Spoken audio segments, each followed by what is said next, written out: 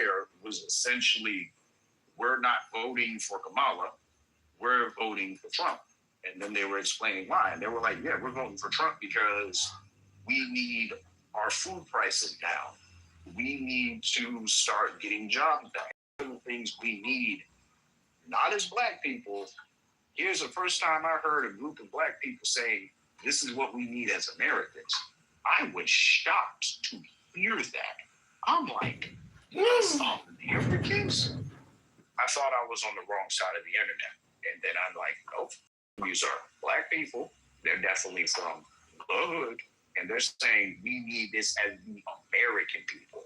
That's when I'm like, this is way different from anything else I've heard. And the more I just started paying attention, I would say Tariq Nasheed and Umar Johnson, they were more like fans to the fire. If you were to ask me, I think they added to it. I don't think they were solely the reason, but I think the fire was already lit. And for that last little push, both of them and others kind of moved the consciousness along. So by the time the election came around, yeah, it was pretty much over. I'm very interested in hearing your story.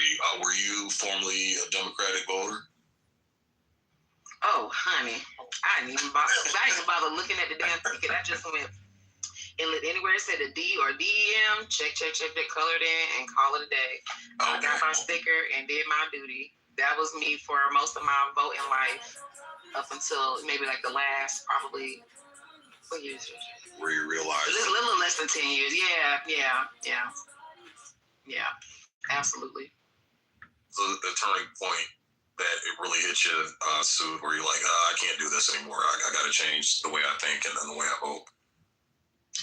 Well, the turning point was noticing a lot of the things that y'all spoke on earlier in the room, where these policy, just the policies or lack thereof, if we could say it like that, specific to the community, and the fact that not only that the pandering, I ain't gonna lie, the pandering was eating me alive. I just felt like I was being played with. Like, you really think you can dangle some hot sauce in your purse and a chicken leg and the shit was crazy. But then also, like I said, the policies and the fact that, when you consider who's benefiting from, all this legislation coming across and everything like that, and, at the bottom of the damn barrel, who's always there, it really kind of hit home for me.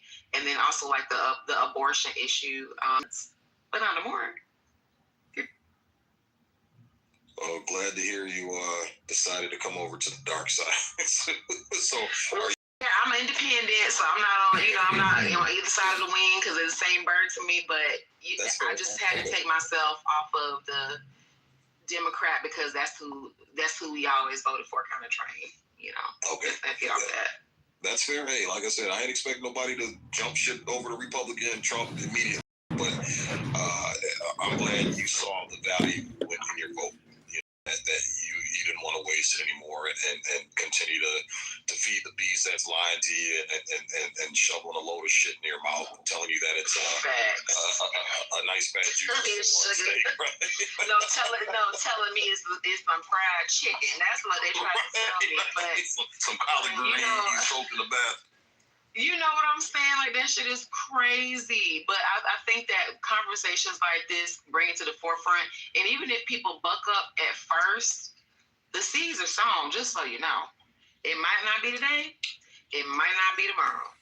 But it will be eventually at some point. And so I encourage you. I know we don't agree on everything, but this conversation has been really dope. And I really am enjoying this room. So thank y'all. If I could get in on this, Go ahead. Because I've been sitting, listen. Yeah, how you doing, guys? Merry Christmas. Thank you too, and Merry Christmas to everybody else as well. If I could get in on this, because I've been sitting here listening for quite some time. Very productive conversation. Lifelong Black conservative here. My father was also a Republican, a Black Republican as well, and I'm originally from California. So what I will say is that when you look at what's going on politically, okay, and you see what's going on, it's very refreshing But I knew this day would come. I knew the day would come when the black community would start to question the Democratic Party.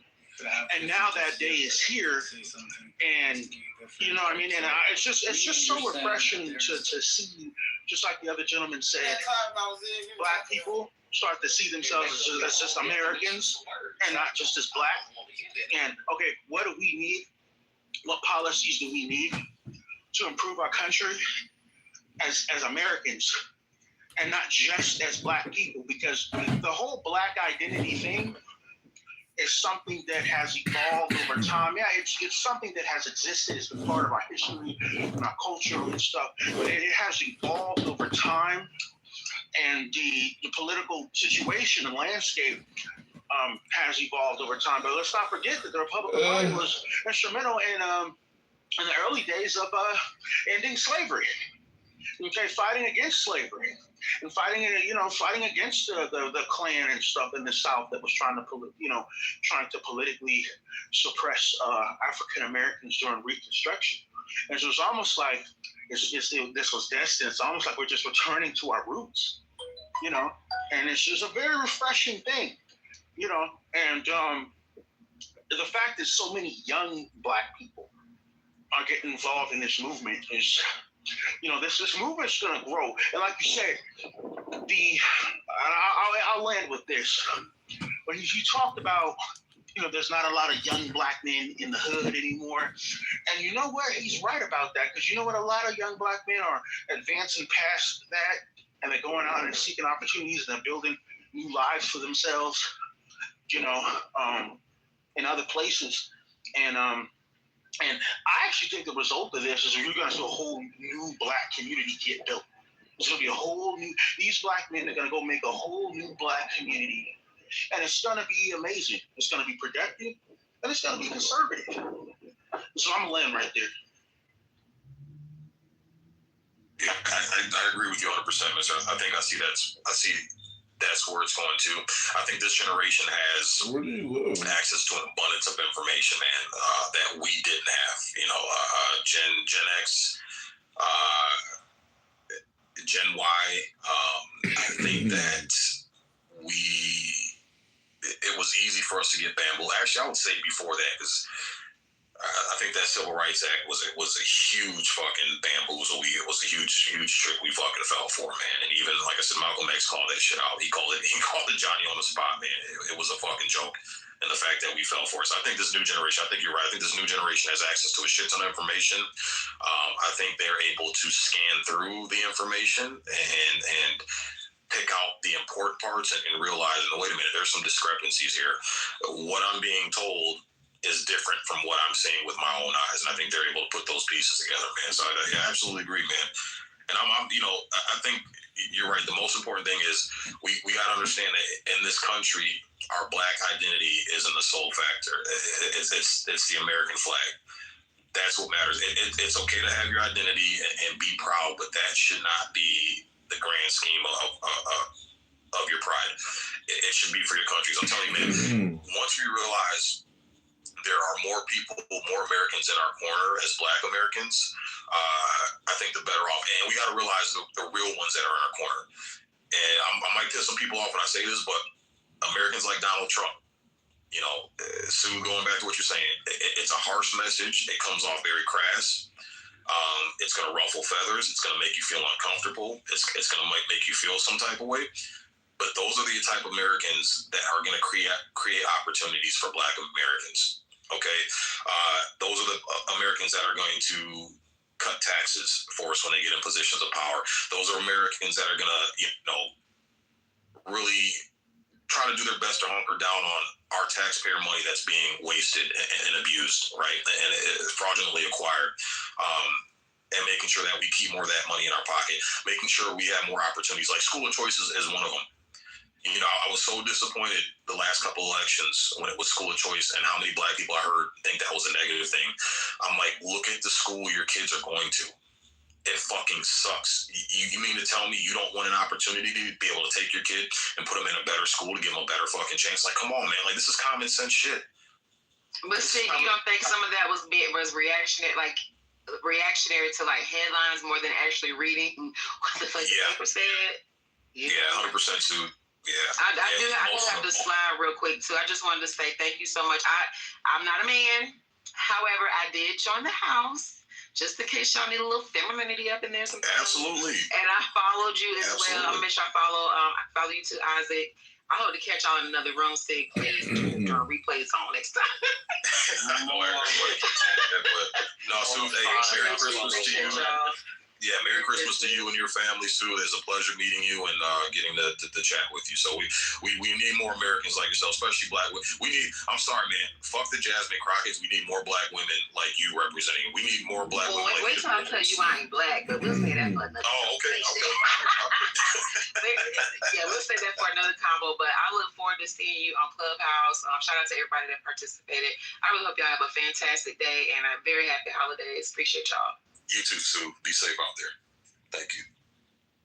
Hey, y'all. What's going on, Miss Holly? Miss Birthday Lady? How's your birthday? Yeah. Birthday day 2. Day 2, right? When do I get to celebrate? So I had a couple thoughts. One, let me just throw it all out there real quick. So I was kind of sitting here trying to think, like, are there any young sort of modern day Thomas Sowell, Louis Farrakhan, like thinkers like that? I was just thinking, like, are there any, kind of up and coming thinkers like them?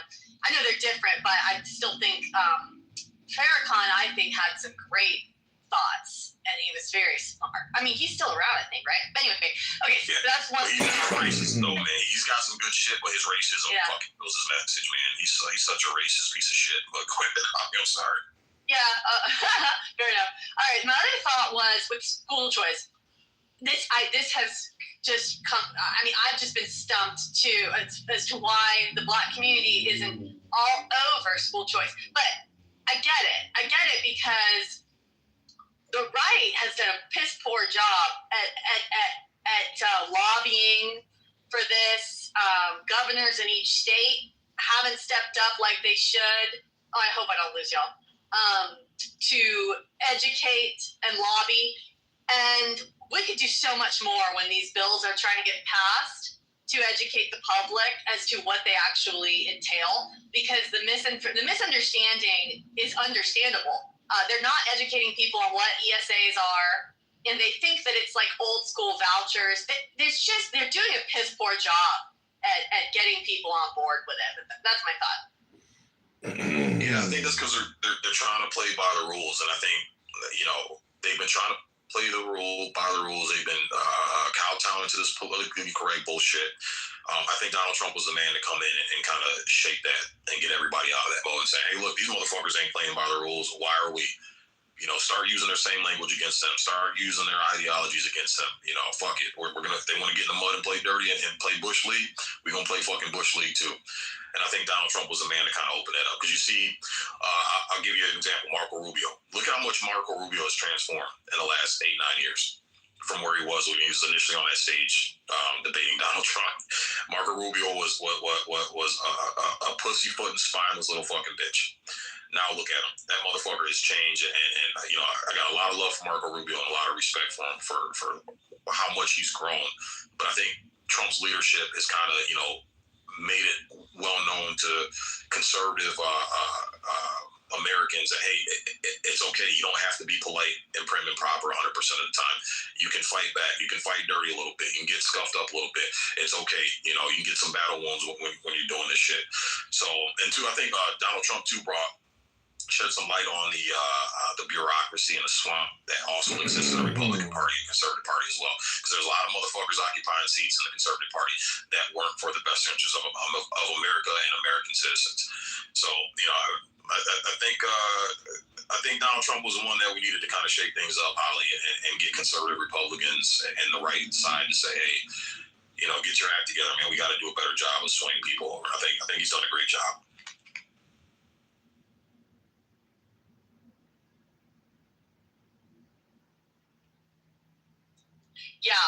Yeah, I see that. And I think. Oh, go ahead. You want to go? No. Yeah, I was just kind of again, just sort of if you guys can think of any thought leaders that I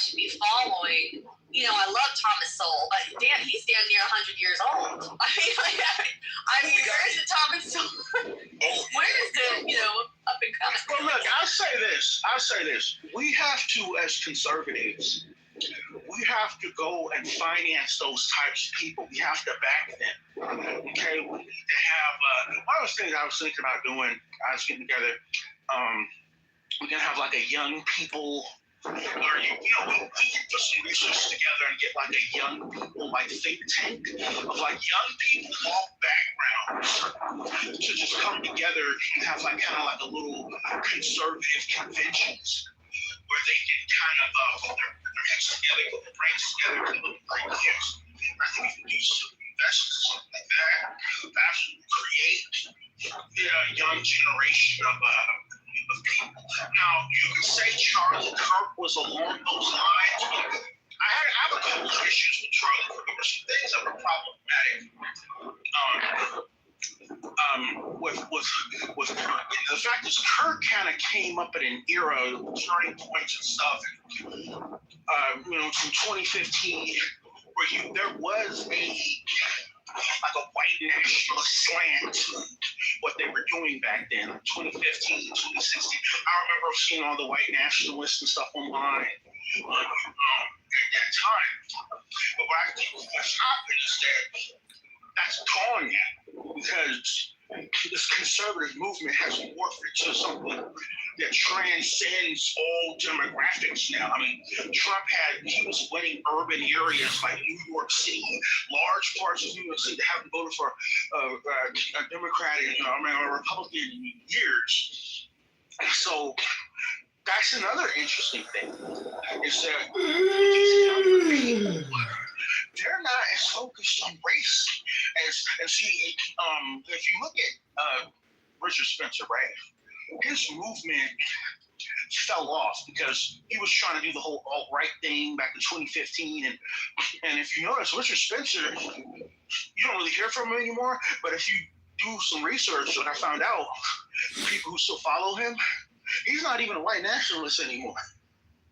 He dropped that because he realized that with this generation, okay, it's not a viable thing. These kids these days, they don't view the world like that anymore. What is he now, Mister?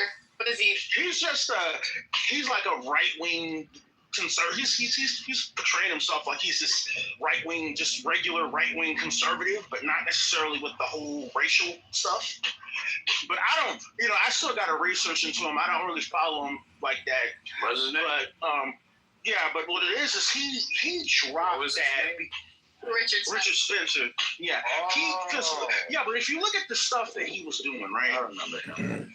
I remember some of the speeches that he would give, and they seemed so negative. Like he would talk to these young people and tell them they didn't have a future because of the technology and they weren't going to have jobs. So, hey, you better follow me. You better follow my movement. And that's not the way to motivate people. You know what I mean? You got to give them something that they can latch on to, something that they can make them feel good about themselves, something that they can be a part of. And I think he saw that, and then I think he went to Las Vegas or somewhere, and somebody punched him in his face, I think. So, and I think that type of stuff humbled him, and he realized, you know what? Maybe this thing is. Oh, was that the little drawing guy with the mustache, Mister? Yeah, the guy that punched Richard Spencer. Okay, yep, I know. Yeah, so he got punched, and then I think going through that, maybe he had a wake-up call, and he said, you know what, maybe I need to stop this. So this isn't working out.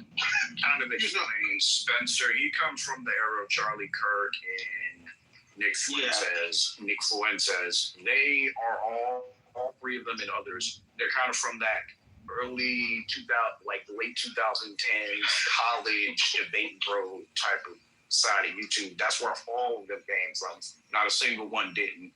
The issue with Spencer is Kirk and Fuentes basically stole both of the things he was trying to do, because he was also trying to do the whole debate me bro type of thing. But the issue is, wasn't really a good debater, and Fuentes just more entertaining when he's being racist. So Spencer was always left behind because of those and others just doing what he was trying to do better.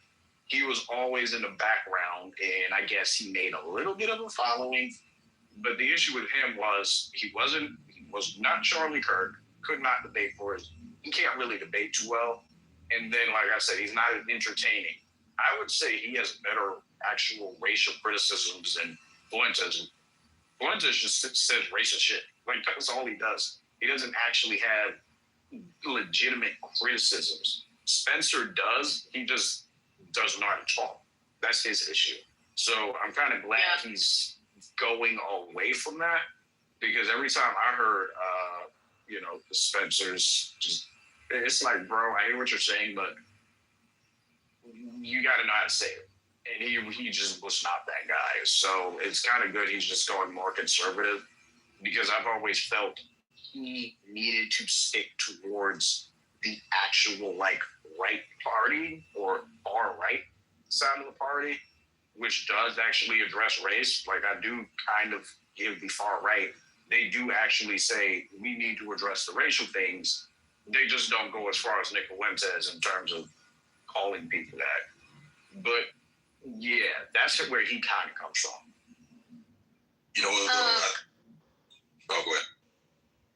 Oh, I was just going to throw this out there. Didn't Steven Crowder kind of start? I mean, I felt like Steven Crowder was doing all this before anybody going to the university. Steven Crowder comes from that. Steven Crowder also comes a little bit from that. That's when he started getting popular, around that time. I feel like he started it. I felt like he was doing it before anybody, going to the, putting his little table up with the banner, prove me wrong or whatever. Like, I don't think he gets enough credit for that. Yeah, he definitely changed my mind. Yeah, he's the one that definitely started that. Yeah, I would say another one who gets a lot of shit, Myron Gaines, Holly, outside of the Manosphere Fresh and Fit shit. If you check out his personal channel, oh man, this dude is on fire. Myron Gaines, yep. Oh yeah, okay. Myron Gaines. Okay. Yeah, his personal channel outside of the Manosphere shit, outside of the Fresh and Fit shit, where he covers politics and law. Also, he goes over the ailments as far as America within the different communities and different cultures and things like that. Yeah, that motherfucker's on point, man. Lots of fucking knowledge, just fire knowledge to do to spit. Very, very smart guy. A lot of experience in law enforcement, traveling the world. Dude's just a wealth of fucking information, man. So he's another one. He just gets a lot of heat because his notoriety is from Fresh and Fit in the Manosphere. But outside of that, dude's a fucking just a fountain of knowledge, man. Fountain of knowledge, yeah. He's definitely got a nice following with him. But I was gonna say, to Mister's point, as far as the white nationalist thing, I think that's kind of the white nationalist thing. I think that's kind of a symptom of a bigger problem. I think we kind of created this new generation of white nationalists. I don't know how old you are, Mister, but I grew up in the 80s and 90s, bro. That wasn't a thing, right? And I lived around blacks, lived around whites. Like, it just wasn't a thing. I think it started rearing its ugly head, the Nick Fuenteses, and which I agree with a lot with what a lot of things Nick Fuentes says. I can look past the rhetoric and how the message is delivered and just focus on the message. But this Groyper movement, the white nationalist movement, I think that is a reaction because we have allowed certain groups to take dominance with the bullshit. I think that's just a response to, hey, we're getting tired of fucking trampled all over. We're getting tired of being demonized simply because we're fucking white. We're getting tired of everybody else getting to celebrate our culture, but whenever we go to celebrate our culture and take pride in our culture, we get shit all over, right?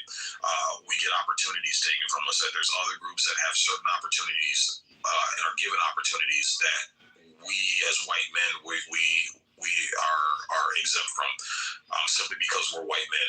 So I think that was a symptom of that problem. And I think the more we drift away from that, we're going to start seeing that go away too. So I think you're right. It's a good good observation. I think this younger generation is less focused on race and more focused on uniting the country, right, as a whole. So I think that's a good observation.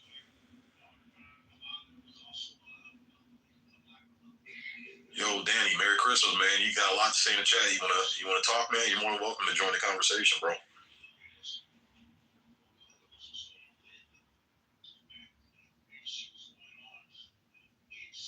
Probably busy working or something, but yeah, feel free to come off mic, Danny, even if you disagree, man. you're more than welcome to disagree and have a conversation. What's going on, Sean B? Merry Christmas, bro. Hey, Merry Christmas. In case I don't get to talk to you before then, Merry Christmas to all of you. It's good to see all the familiar faces. What's up, Holly, AI, everyone? Hey, yeah, not too much to say right now. I'm just getting ready for a client. I have one coming up soon. But interesting listening. I'm always really curious when I hear people talk about white nationalists. I'm always curious, like, who do you consider a white nationalist? Who do you consider a right winger? Like, I consider myself conservative, but I don't consider myself a conservative right wing per se. I mean, that's we're talking about the same thing. We're just on the right side when we're calling ourselves conservatives. I feel like certain terminology. Well, let me say this. Hold on, don't interrupt. I'm in the middle of talking right now. Okay. But when it comes to it, some of the wording are liberal words that I don't care for. I don't mind being called a conservative, but for some reason, when you say right wing to me, it kind of rubs me wrong. I don't know. Maybe it doesn't for anyone else. I mean, I'm proud to be an American, and I'm proud to support all Americans and support Americans. I support our military.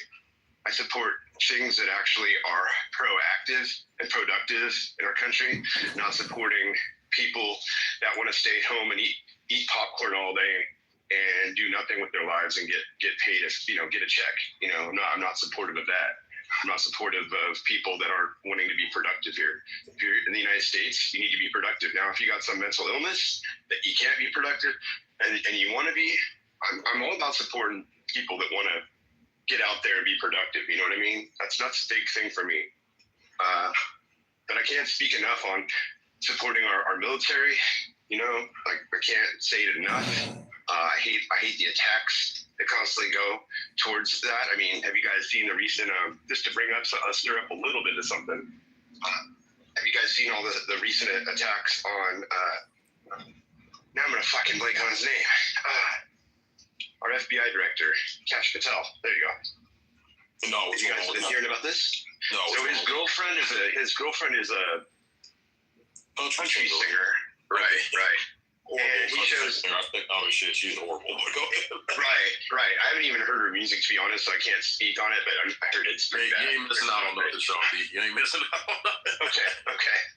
Well, then the other thing is that apparently Kash Patel's on social media a lot with her, and a little too social media-ish for an FBI director. And I do agree with that point. I don't know if any of you ever listened to Mark Dice on YouTube. He's excellent. He's not afraid to call shit out when he needs to call some shit out. I don't know if anyone's seen Mark Dice. He's good. I'm not Andrew Dice Clay. Mark Dice. But anyway, I'll leave it at that. Well, I'll say this. The only reason I mentioned the white nationalism stuff is because I was trying to make the point that it's dying out. It's not a prevalent thing. What happened was it kind of cropped up back in 2015 with like Richard Spencer and those types of guys. And it cropped up for a few years. I want to say 2015, then 2016, Trump got elected.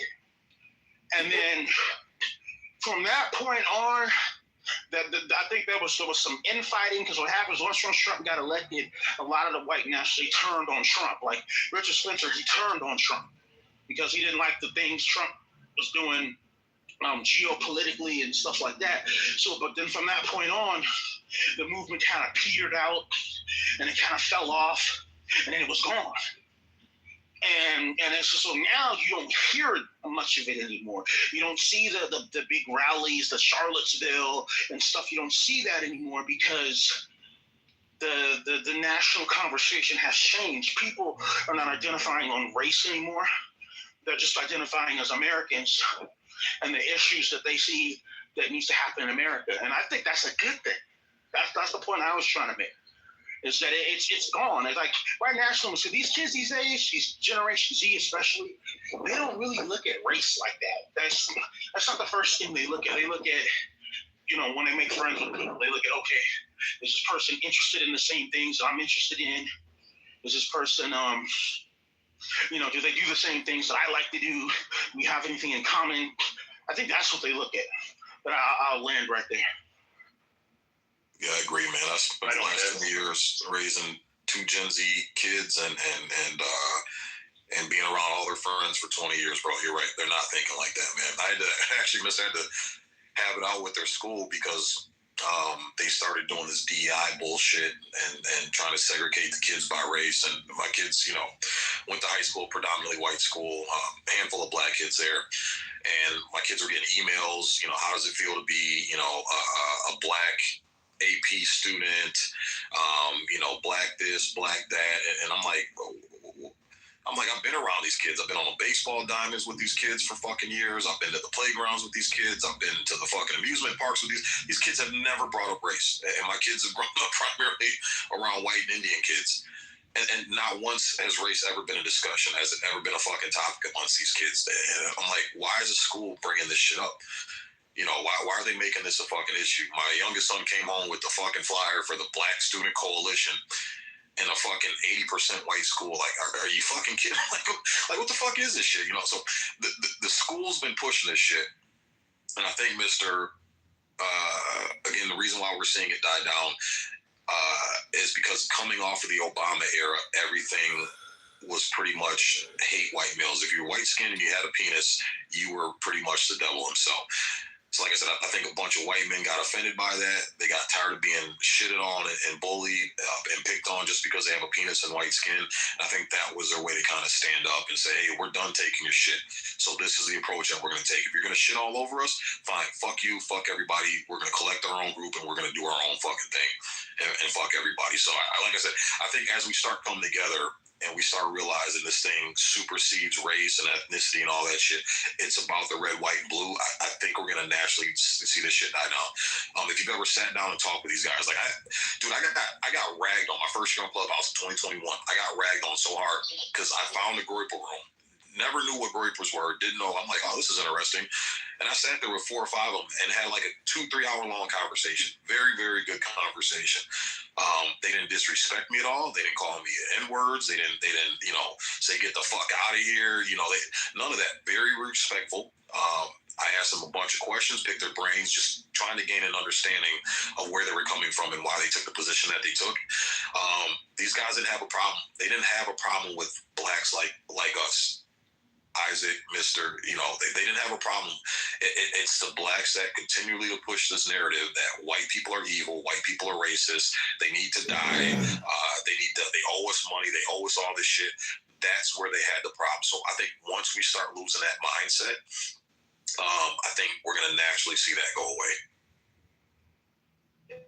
Say on the groypers end and Fuentes, I'm not versed at all, and I haven't had time to really go in and delve into that personally. So, because I would love to speak more on that, because obviously there's a large following from the Gen Zers, right? But I'm definitely, that's something it's part of my homework assignment going into the new year. I did want to add one more thing to my comment I made earlier, just because I mentioned Cash Patel. That I forgot to mention. I guess he's getting attacked a lot because he's using, obviously, government money. Obviously, he can't fly commercially. That's the thing people need to remember. So if anyone has been questioning that's listening here or on the stage anywhere, the big thing is that if he wants to go to see his girlfriend at an event, which he has every damn right to, he has every right to support the person he loves. I just don't care for the social media end of it, but obviously social media is part of modern day stuff these days, but there is some national security involved with that. So posting and all that can be troubling if it gets posted and you haven't approved it and it goes out there. It can give you a bad look. But yeah, he can't fly commercially. The FBI director has to fly in a private jet, just like Donald Trump flies in Air Force One. That's just the way it is. If you're the CIA director, if you're a person of higher stature, I don't think Pelosi is flying on Sprint or Delta.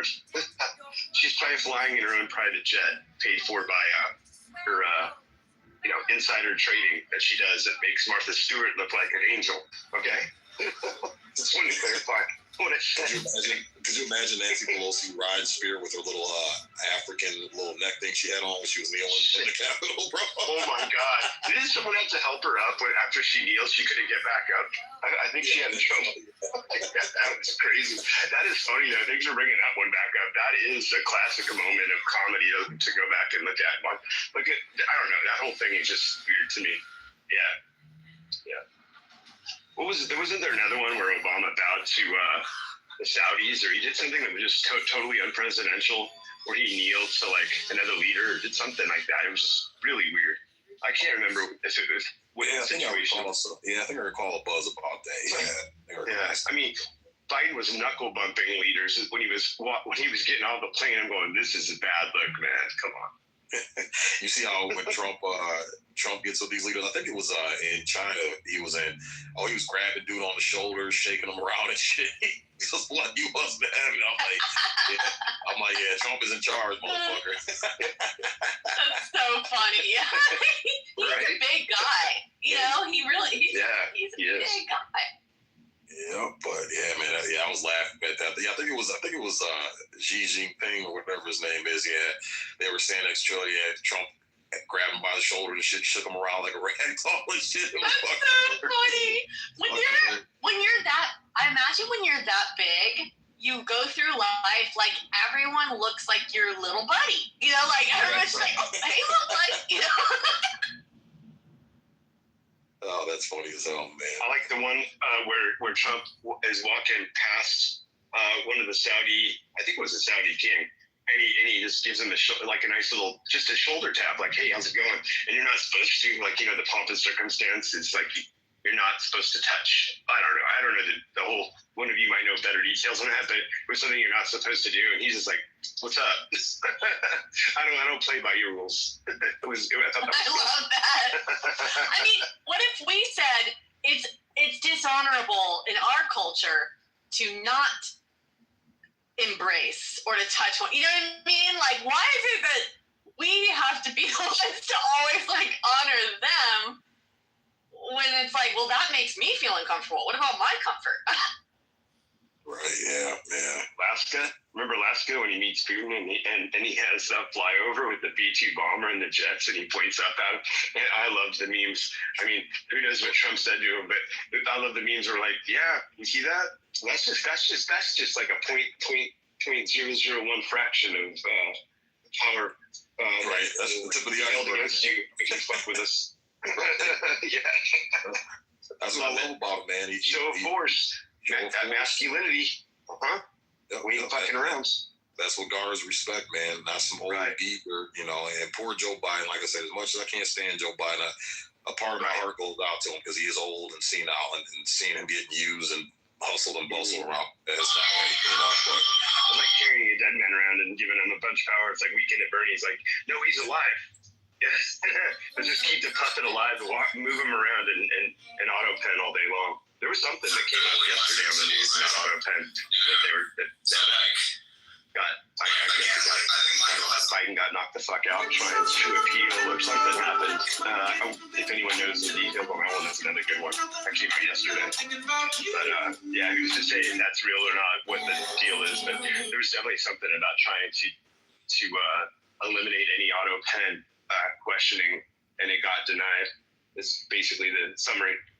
So it means it's still on the plate. And, the fact that Biden wasn't making decisions that these other people were. I don't understand the legalities of that. So that's where it'd be fun to bring Abby in, you know. But yeah. Yeah, I think from what I read, like I said, take it with a grain of salt. I'm no fucking expert. I'm just going off of the little excerpts I've read. But what it seems like is the auto pen can only be used when the president is actually aware of what is being auto penned. And I think they have some evidence that Biden wasn't fully aware of everything that was auto penned, so it should make it null and void. I think they were having some trouble with the pardons. So I think Trump was trying to, a lot of those pardons were auto penned. I think that's where they're having some hiccups because there might not be any legal repercussions for that, as far as getting those dismissed. I think a lot of the other things that were auto penned, they got evidence he wasn't aware of what was being auto penned, so they can get rid of it and dismiss it. So yeah, but I mean, I think overall, Okay, with the pardoning sig, that was the thing from what I understood with the auto pen, not even the auto pen, but just the pardoning. If we just look at the pardons that Biden gave out before he left. For his family, et cetera, he was pre-pardoning them for crimes they hadn't even been charged with yet. You can't do that. You have to be charged before you can pardon. So it kind of tell me you're guilty without telling me you're guilty. Right. I think there was something on that. Yeah. Again, I'm not an expert on this stuff, so I don't ever come across as saying I'm an expert on anything. Just from what I understand and what I'm looking into, or things that make you go, right? Absolutely, man. But I think overall, man, I'm happy in the direction the country's going. I'm seeing more people united, man, and it makes me happy. I'm telling you, man, this past fucking 10 years of goddamn division, well, actually a little bit longer than that. The country kind of united with Obama, but I think we kind of united for the wrong reasons, but I'm glad to see the country united, and I'm especially ecstatic to see Black Americans waking the fuck up, man, and stop falling for this bullshit. This bullshit lies that they've been fucking fed. I'm so glad Black Americans are starting to wake up and realize. I had, the last 10 years have been hard hitting. Just family gatherings, Thanksgiving, Christmas, stuff like that. Because it's like just some long, drawn out, knockout debates, man. Trying to convince and wake up family members and friends and shit. Like, yo, you're being lied to, man. You got to stop falling for this shit. Giving them information, giving them articles, showing them videos, having these discussions, man. But, last election, man, I had a shit ton of family members who would argue me up and down, man. Every family gathering, bro, and they finally started voting for Trump. They started realizing the shit, so. That's why I say, I encourage everybody, man, have the fucking conversation, no matter how tough they are. Have the conversation. Having these conversations is what wakes people up. You ain't gonna save everybody, but having the conversation is better than staying silent, man, because there's gonna be some ears that perk up and listen, and they're gonna be like, oh shit, wow, I never heard that before. Let's dig in a little bit deeper. Oh shit, Then next thing you know, you got someone saying, yeah, fuck the Democrats, bro, I'm voting. And not just voting Republican, but paying more attention to policies and actions versus the bullshit, lies that are being told to them, falling for that shit. One more.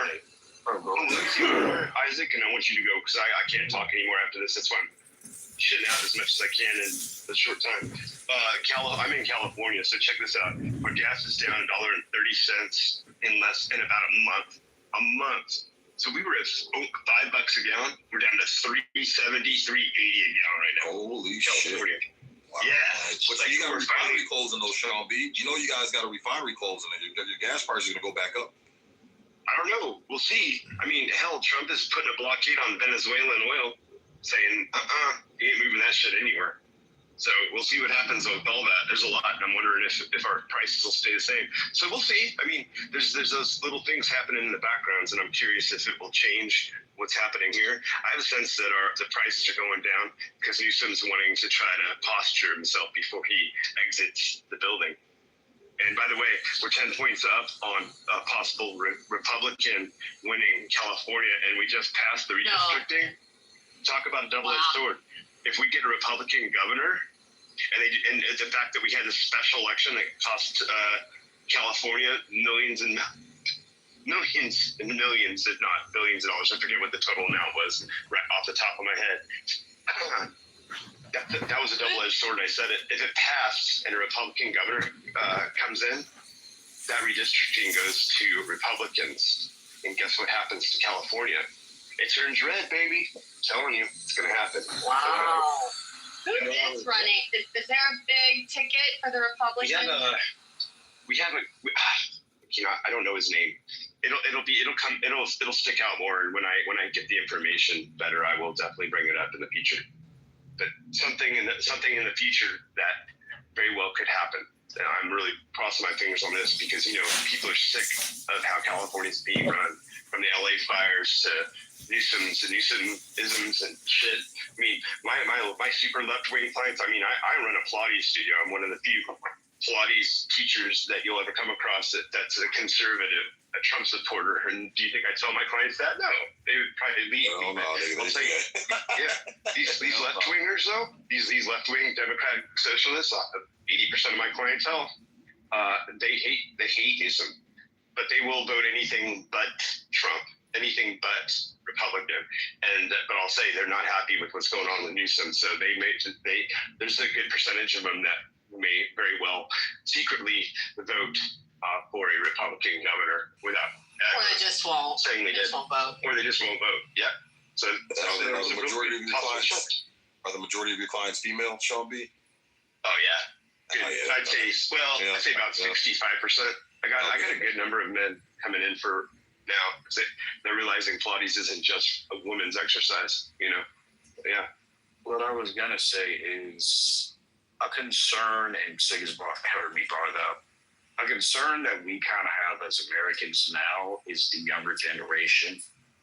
They're not slowly going to fascism.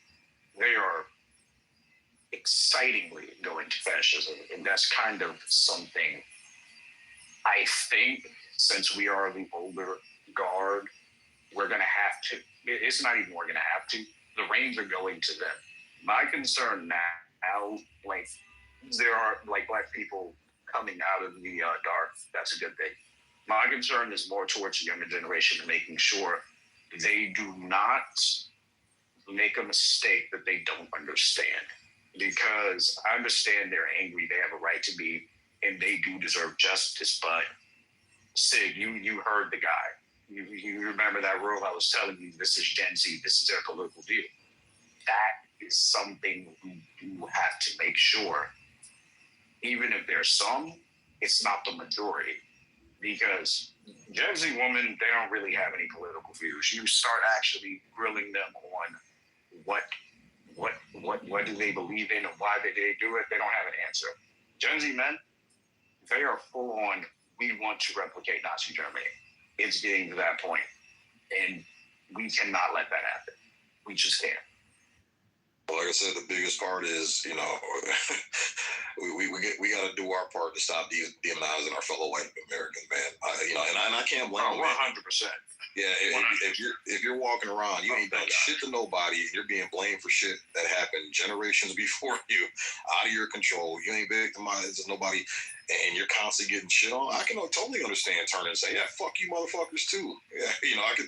So yeah, we got to do our part, man. We got to spread the message, man. We got to stop demonizing our fellow white Americans, bro. We got to stop doing it, man. We got a lot of white Americans who are in our corner, not to patty cake our buttholes and treat us like wounded animals that are helpless, but to say, hey, black motherfuckers, I don't look at you as black motherfuckers. I look at you as my brothers and sisters under the flag, and I care about you because we're all Americans.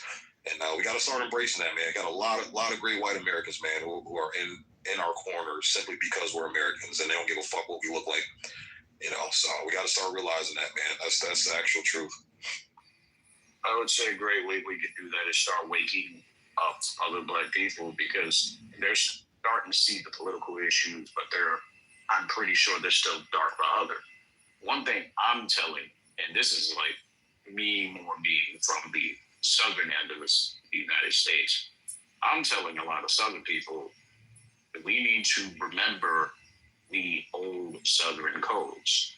Yes, there was racism, but there was still honor, there was still respect. You just didn't go and betray your neighbor or anything else because of skin color. That's something I know I'm probably going to have to actually take more seriously, because the South is starting to become racist again, but it's not the white people that are doing it. It is a problem. And I guess this war is going to be on the internet more than the bullets, but I think we need to keep it to the internet, because Gen Z, these kids, people are demonizing them, and all I got to say is, you must have never been in a gunfight where you're outnumbered. They will be the outnumbering ones. We do not need that. Well, are you referring to when you say, hold on, please, y'all. When you say the South is getting more racist, but it's not white people, what are you implying there? I don't know how, but black activism has infected the South.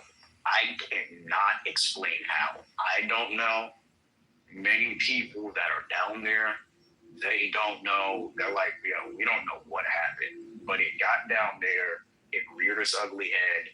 I know Atlanta, for some reason, is like a hotbed of it because I don't know.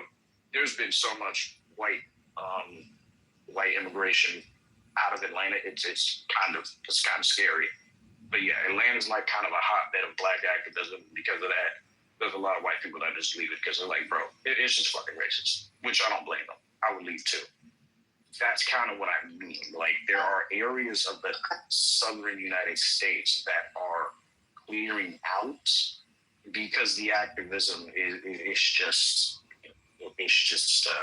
disruptive, and we need to bring it back under control. It's not like activism was always allowed, but it was never allowed to the point where you're basically scaring the working population out, which is still majority white in the South. They still build most of the shit. Right. Yeah, this is something that I really struggle with because, like, I don't know, if my algorithm is just feeding me scary stuff, or if it's like, it's hard to know what to believe, and it's very, very damn near impossible to really sift through and find out, is there a trend?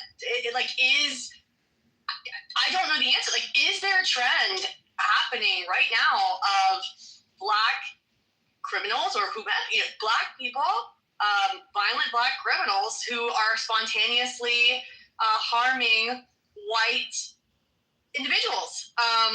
Yes. Because they're white. That's Yes. it. There's no way to figure this out, but it feels like that. It feels that way. You have the lady in Savannah that was just randomly attacked with acid. You have a Hispanic woman who was randomly attacked with acid in South Carolina. Now that those gentlemen were wearing masks, so I don't know their race, so who knows. But the man in Savannah, obviously he was black. You can see from the footage, and yet none of the news channels are saying that they're looking for a black man, which is just fucking weird. Like, we can all see he's fucking black. Like, what are we doing here? And then you have, the other day, there was a black kid fucking stabbed multiple times, stabbed him in the fucking eye, stabbed a white autistic fucking kid. It's fucking in a high school. It's like, how many of these stories happen and we don't hear about it? Like, are we just, they don't want us to hear about this? Or has this always been going on? Or is something happening? You're saying we're not hearing about it, but you heard about them, right? Seems like you're contradicting yourself, Holly. No, what you're saying is it's not blasted and broadcast as much as if it were a white on black situation. That's what she's saying. Right. Usually when I learn about these things, it's typically not right after the fact. It could be even a year or two later and it's because I'm on Clubhouse and maybe I'm scrolling or I'm randomly looking up something, and it's just sort of a random thing, right? It's not like everybody's talking about it. Nobody fucking knows about this thing in Savannah. I happen to know because I happen to be just I don't know, man. It's random. I stumble upon it, but. Joe, you can say what you want, man. You're in Canada. I don't fucking care. But I'm telling you, as a white woman, it's I'm not even allowed to even say out loud, I'm a little scared. Shut up. You know what? You're fucking obnoxious. Don't fucking annoy me right now. You are such a fucking cock. Holly, you just said I could say what I wanted. So why are you crying? Don't be a No, I just want to say one thing, and then you can boot me off your stage. Jarl, Merry Christmas to you. Good to see you. Merry Christmas to you. What's up? Trump tweets about illegal immigrants, or I don't know, Haitian lesbian street gangs, or what else? What's the other country he's targeting lately? Another black country. My point is, Trump posts truth socials on a daily basis targeting these minority groups. Never is he tweeting about white people other than to say they're victims. So I don't know what you're talking about, Holly, because over the last year, there's a hell of a lot more media pushing this white replacement theory than there is anybody saying what you're doing. I'm not seeing these articles that are trying to pretend that black people are the big victims of white people. In fact, it's the opposite. You don't see the president tweeting about how, oh, black people are victims of white people. No, it's the opposite. You have the president passing laws so white people can sue universities for discrimination. You're living in a delusional world of your own straw man creation. It's not real, Holly. So Holly, as someone, I don't know about anyone else on the stage, as someone from the southern region of the U.S., even though it's the tip of it, this is not common. This is not normal. I will tell you, in the majority of cases, criminals attack people, criminals rob people. You did not have a lot of race-based crime. It was an occasional thing that happened randomly out of the blue. But you are not losing your mind. I don't know what y'all was talking about. Maybe it's too much internet. I'm from that part of the country. It is not normal. In most cases, you didn't even really have black people around white people to that extent. You had mixing in certain areas, but most areas were still largely white, largely black. That was it. There was no discussion. I think this is kind of what I was saying before. I think because of the activism and because of the invitation to violence that the South does have, that's kind of where I'm thinking a lot of this is coming out. Because before, you couldn't catch black people randomly attacking anyone in most cases. It was either street crime, gunfights due to something dealing with gangs or drugs, or you did have the random one-off of two people had a disagreement and it resorted to shooting. That was more or less what was expected. This is not normal. Anyone that tries to say, oh, blah, blah, blah, something internet, I'm from the region. It is not normal. This was never a thing. So you're not losing your mind. It is definitely a concern, and that's kind of what I was saying. I don't know how, but black activism has infected the South and us and many other people. We need to figure out how to recorrect it, because the South has been largely stable in terms of race well over 93 years, believe it or not, going close to 93 years. We do not need this at all. Thank you, Isaac. I really appreciate that. And I did want to tell you, you were right about the mass exodus going on.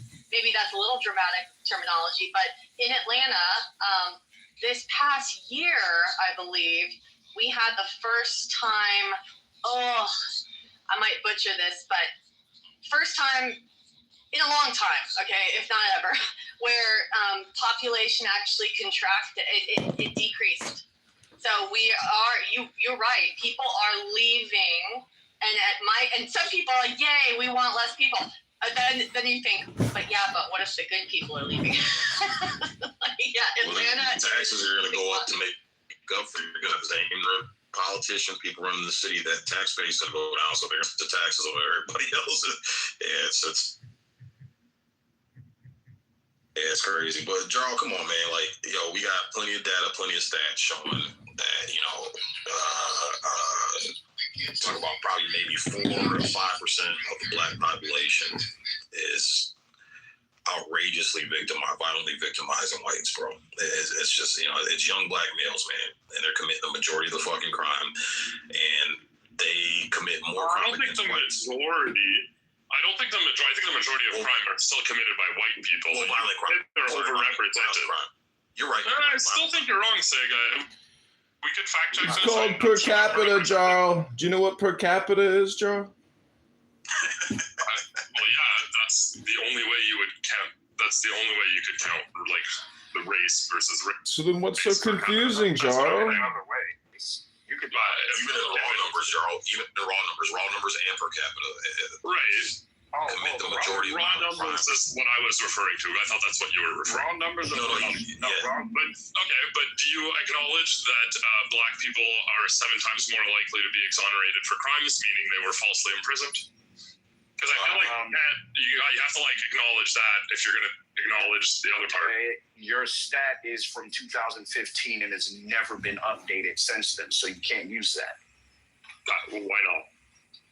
Because it's in 2015. Today is 2025. That's a 10-year-old stat. That's 3,650 days of new data, Jaro. Right. Yeah, it would have to get updated for one. Like, I know what you're talking about. That was in 2015. So why do you think it hasn't been updated then? Like, I don't know. It's the best number we have, so I'm going to use it. And if you were willing to acknowledge it, then you have to ask the next logical question is, why are Black people so often falsely imprisoned?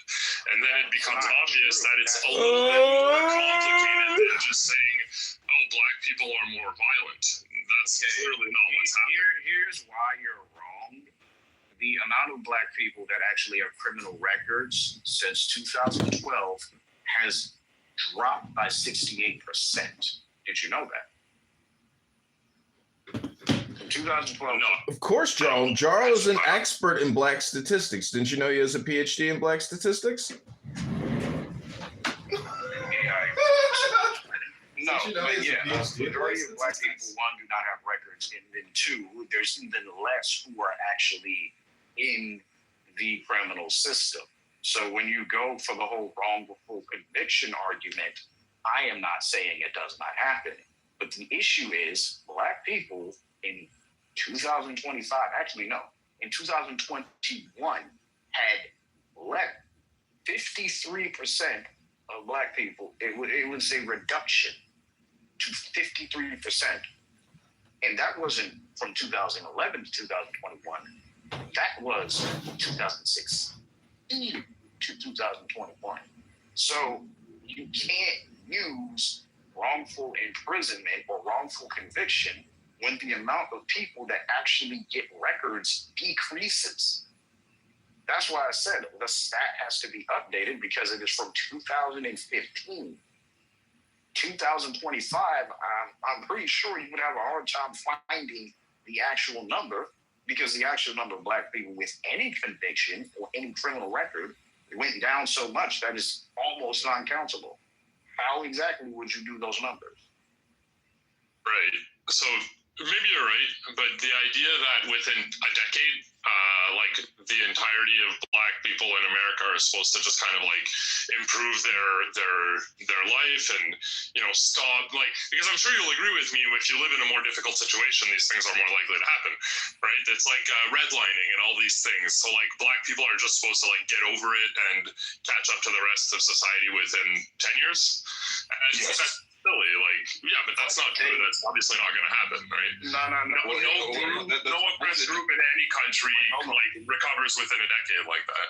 Okay, Especially not when it's 400 years of slavery and like redlining and a bunch of discrimination. But Jaro, the group of Blacks, the Negro generation of Blacks that actually were neck deep in the redlining and the Jim Crow and the slavery and all that, they have better stats than the people that are in this generation, Charles. So there's no excuse for this generation.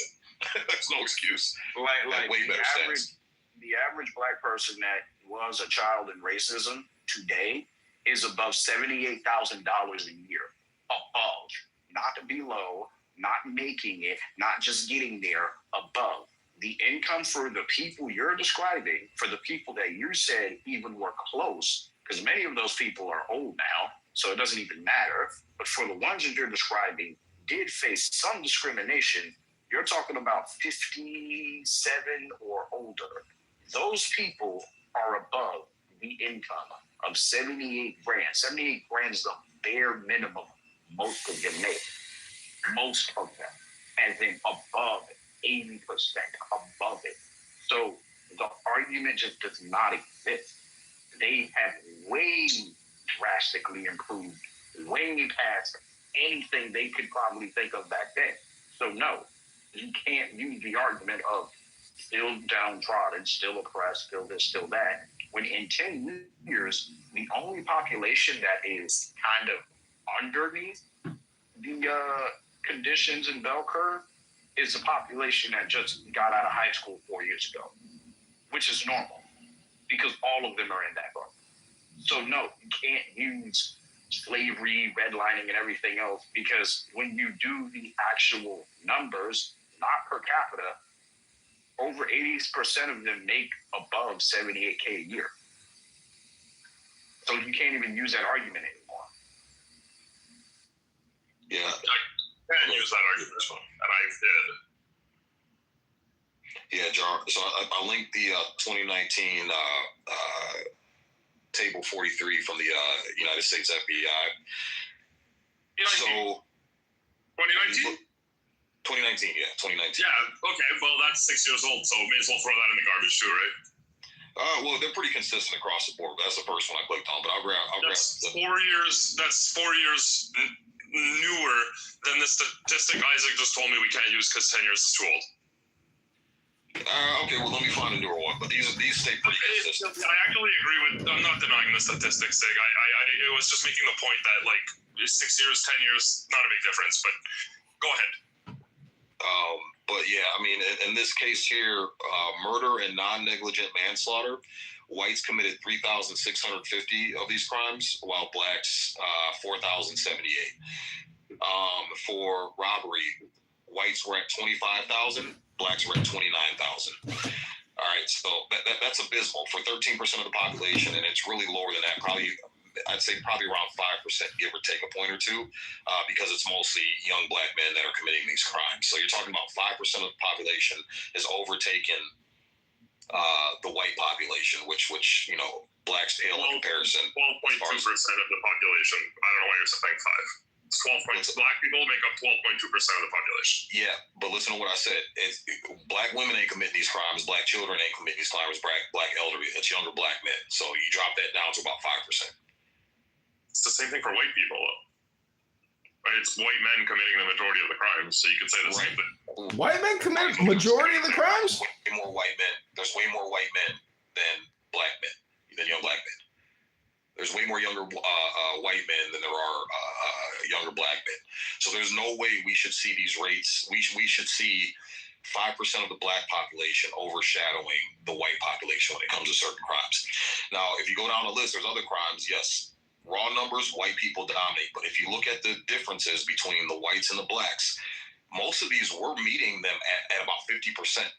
So most of these, if white people did it 200,000 times, we're right there at 100,000 times. If whites did it at 100,000 times, we're right there close to 50,000 times we did it. There's no way we should be 50% of what whites are doing. We should. But it's systemic racial oppression, Sig. About 5% of what whites are doing. You should be like, I find you're saying it a bit weird. Maybe you're saying the same thing, but you should be proportional to your population, right? If yes. Black people are 12.2% of the population, logically they should commit 12.2% of the crime. I'm not denying your numbers. I just think they're a lot more complicated than some people paint them to be. I think that there are reasons that black people are committing more crimes in America other than they're black. I think a lot of it has to do with the fact that they're poor, right? I think if you just looked at the same crime statistics and said, do poor people commit more crimes than rich people? Absolutely, 100%. And it's not even just that. The other statistic that I think is important to look at is, and this one exists, I could look it up, is the average punishment for, like, if you have more money, your punishments will be less severe. You're less likely to be found of a crime and you're more likely to get off. So again, like, these statistics are skewed by these facts, right? I'm not denying the numbers you're claiming. I'm just saying, if black people are less rich, then they're more likely to be found guilty, they're more likely to get caught, and they're more likely to get severe punishments because they don't have as good defense. Great, Jarl, we get it. There are statistics. So, Jarl, if you were the president, Jarl, what would you do? What would you do for we the people, Jarl, if you were in charge? Well, I'd stop talking about white replacement theory as if it's a real thing. That's the first thing. Beautiful. So here's the actual problem. The this country is Beautiful. Contrary to the numbers, not Black Americans. The poorest group in this country is still Native Americans. Now, for all the issues Native Americans have, a high murder rate is not one of them. A high assault rate is one of them, but a high murder rate is not one of them. So if your argument was accurate, they should have killed themselves and climbed themselves out of existence, yet they don't. And then you go to the next poorest group, guess who it is? Hispanic. Nope. So Nope, not Hispanic. I actually like your example. No, but wait, let's stick to the native example. Okay. No. There's a reason I'm saying this. The next poorest group in America, White. white working Americans, they are still at the bottom. Now they have a large avenue of income from 16,000 all the way up to 172,000. For some reason, it's a wide breadth of income you can go to. But the poorest are between the 10,000 to 23,000. That's where the vast entirety of white or impoverished Americans are. And despite that, the highest crimes that they have is alcoholism, drug use, and domestic violence. Theft, murder rate, and things like that, it's nowhere near the same level as Black Americans. It's not even close. You can go to these areas individually. You will have the things I just mentioned happening normally. But murders, theft, things like that, maybe every once or maybe every 5 times in a year, that'll happen. Maybe. And I've lived in these places. I've been to them. Isaac, didn't you hear what Jarl said? If he was in charge, the first thing he would do for We the People is get all of Americans to stop talking about white replacement theory. That's the type of plan that Jarl has for We the People. It's really very inclusive and extremely exciting. You're putting words in my mouth. I'm saying, as the president, I would stop. The president should stop spewing conspiracy theories like white replacement theory. Yeah, that's what you would do. It's such an incredible plan, Jarl. Like, you will save America with that plan. It's really exciting, Jarl. Congratulations. That does go against the First Amendment because you can't say what you want so long as it's not inciting terrorism. As the president, I would choose not to promote conspiracy theories. I wouldn't censor other people. Jesus Christ, guys. Hey, real quick before I lose you guys, Isaac, I just want to say, I think the big differential between poor whites and poor blacks, though, when it comes to violent crime rate, is because most poor whites live in sparsely populated areas, more rural, and most poor blacks live in inner city. And so you're going to have like more density and more opportunity for other people. No, I agree with that. And Jarl, I got you, Jarl. It still doesn't explain why, okay, you go to the areas where there are still large amounts of white people, and they are still not at a comparable income level. They're actually kind of trapped in place because of their income level. You actually have less crime. Take a place like upstate Georgia. Upstate Georgia is not rich. Anyone can tell you that. Not even close. They are anywhere between 52 to maybe 46,000 a year. Despite that, they don't have insane crime rates, and they do have large towns. They don't have small towns or derelict, used to be mining places. No, these are large, sizable towns of close to 500 to maybe a little bit over 600,000 people. Still don't have violent crimes. While you go to a black area of a comparative size, it's a toss-up. Some don't, but a lot do. And that's kind of what I mean when I say, even when you get into the income and the comparable population densities, you still do not have the insane level of crime. Well, it's the white replacement theory that Jarl is suggesting. If these people didn't believe in white replacement theory, they wouldn't be self-destructive, right, Jarl? I just think it's playing victim. But just really quick, Isaac, to respond to your point, you're wrong on one point. The black community is 36.4 of the population. I'll just say the rates. Black people commit violent crimes at 2.9 times their per capita. Let's put it that way. Whites at almost 1.0, Asians at 0.28. But if we look at American Indian, it's 3.3 times the rate, which is higher than Black people. If we look at Native Hawaiians and Pacific Islanders, it's 3.0, which is 0.1% higher than Blacks. So again, like, I don't know why you said Blacks were so much higher, because they're lower than Natives and Hawaiians. I said in the beginning that indigenous populations have a higher assault rate. I did say that. They have a higher assault rate than anyone. That is what I was saying, higher rates of assault. But when you actually start studying the type of crimes they commit, murder is usually not one of them. Higher rates of assault, yes. They do fight each other and put each other in the hospital by a lot. But it's not death. It's not shot. It's not grievous harm or injury. It's like one got cut, one did a fight. That's kind of what they're doing. That's their violent crime. You go to Black areas, death. A lot of the crimes are murders. That's a very big difference.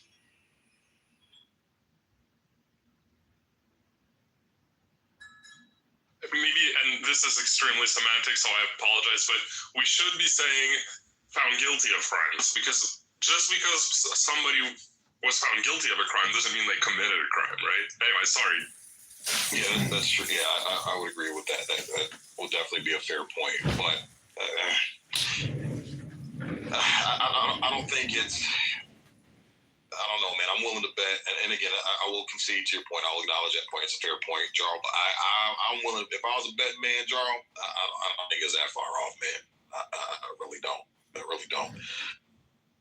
Per capita, African Americans commit 10x the number of crimes of white people. It's not 3 times, it's 10 times. That's the real statistic. You see how you calculate that? Because you're saying that for their population, Black people commit crimes at 3 times the rate equivalent to the population size. Like, what you're saying, I don't know how you're calculating 10x. I'm not denying it. I just how are you calculating this? Proportional to the population size, it's 3 times the. I don't think I can explain statistics to somebody who thinks that their first priority as the leader of America is to abolish the conspiracy that white people are being replaced. If that's your game plan, there's no point in arguing with you, Jarl. You're just a moose head from Canada. You're nothing but a moose. You hear me, moose? Jarl, you're talking about the total count, which would be 10 times the amount if you would count it all. But you're right about the 2.9 rate. The rate is 2.9. The total count, he is correct. When you accumulate it all together, is 10 times. Sorry, Sid, go ahead. Looking at the breakdown here, so non-Hispanic whites, according to the 2025 census, represent about 60% of the country. And that's about on par with the percentages of arrests for crimes, according to the FBI. At about, looks like here, probably about 50 to 60%. A little bit higher than that, actually. I'd probably give a little bit of grace and go a little bit higher than that. Hispanics are about 20% of the population. They're right on par with about 20%, 19% or so. Blacks make up 12.6% of the population. They're on par for about 26.6% of crimes committed. And it says other races, it gave a 4%, but Asian, mixed breed people, American Indian, Alaskan Native Hawaiian, Pacific Islander. So Asian is saying 6.7% of the population, plus that's 8-9%, 2.5 for mixed people. So that's about 9%, and then 0.7 and 0.2. So you're talking about 10%. So 10% representation for Asians, mixed people, American Indian or Alaskan Native Hawaiian, Pacific Islander, and they're represented by 4% of arrests for crimes. And don't forget, these police departments have been fudging the numbers. When you're Black or Hispanic, you're labeled as white, and we all have seen that in the media, and we all know it's true. And that's true. Yeah, DC just got fucking busted for fudging their numbers, their crime stat numbers, to have it reflect less poorly on blacks. So, I mean, we've seen instances like that. Now, another thing, too, people bring up, to be fair, is that not all states report the data. So we got to take that into consideration as well. But I mean, from what the information that we do have, it looks like the other races are pretty much on par with their population representation. Blacks literally have the highest representation, disproportionate representation for their race. So, and I know, Jarl, you said you acknowledge that or whatever, but when we talk about the reasons why,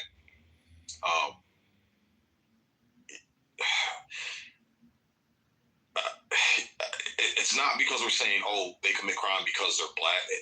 There's a huge culture of violence, Jarl. Have you ever heard of drill rap or listened to this American rap culture? Have you heard some of the shit that they rap about and the culture that they music in Canada, and we don't commit crimes. What's that?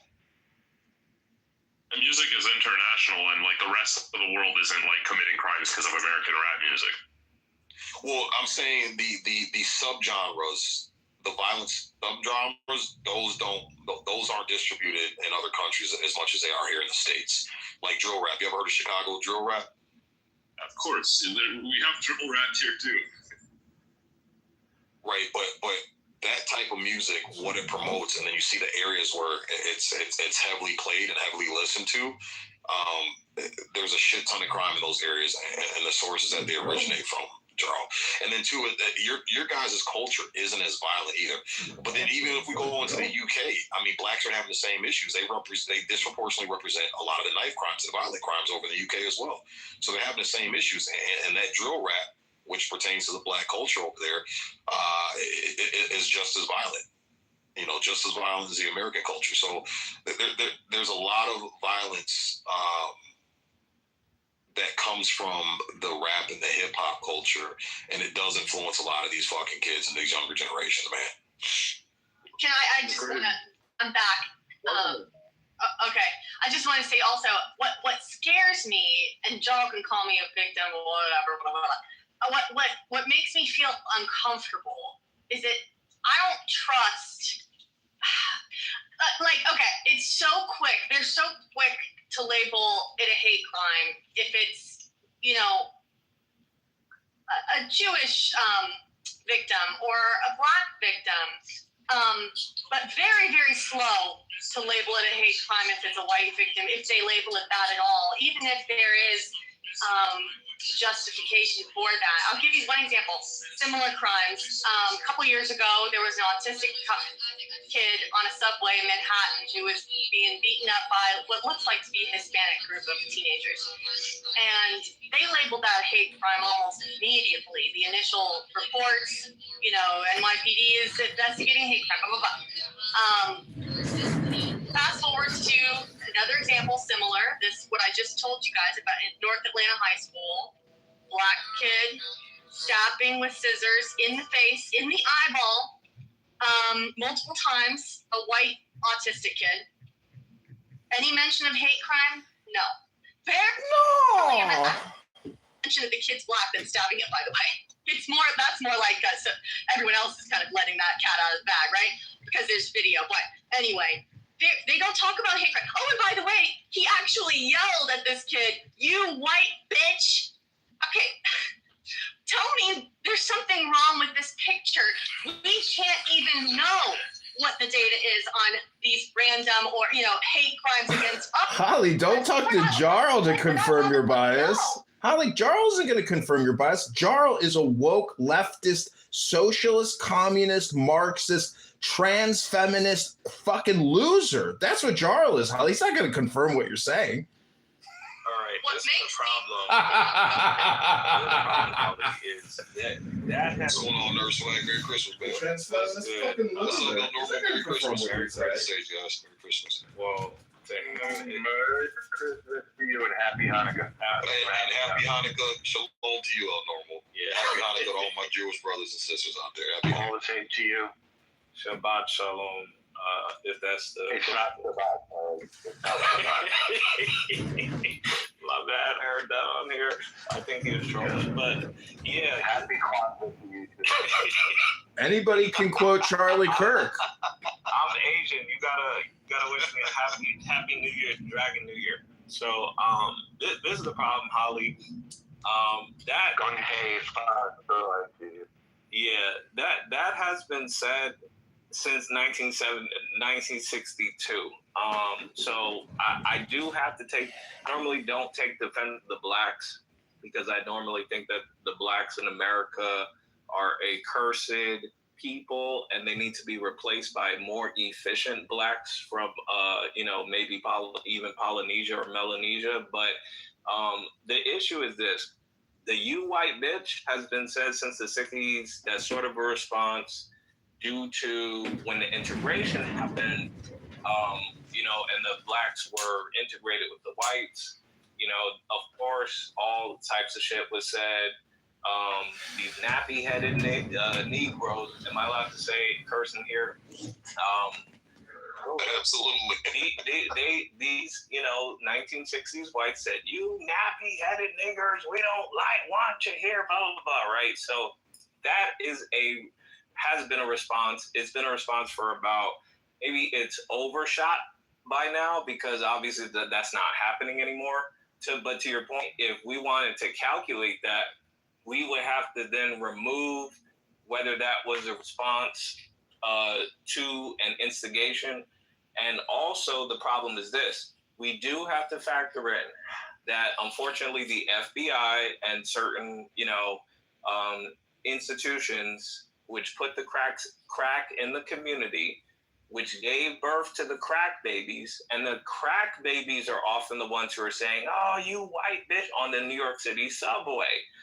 I can tell these guys who are my age, who are likely crack children, they're the main ones saying it. So I do have to put some blame on the whites for that because they did flee from New York and they let the degeneration and the urban blight happen for about 30 years. Then they came back and they expected to be welcomed with open arms. No, Nerd, you're gonna blame white people? Yeah, because you can't abandon an entire city. You're blaming Barry Seal and Bill Clinton. Then is essentially who you're blaming. No. When Michael Bloomberg started to make it, a little, obviously Giuliani and then Michael Bloomberg made it for, then all the whites came back and they expected things to be as they left it in the 50s. Unfortunately, that's not how it works. So you have to address some of the socioeconomic issues that resulted from a white flight situation. And that may sound like an overcomplication, but that's why in a lot of urban cities you're having the "hey white bitch," because these are the children who were left behind in the 80s and 90s due to the war on drugs that has to be addressed. Well, let me just land real quick, then I'll let somebody else. What I'm saying is, though, fine, call names. That's fair. But when you call a name whilst you stab someone in the eyeball, that becomes a hate crime to me, okay? When you're saying white bitch and you're stabbing me in the eye, let's do the math here.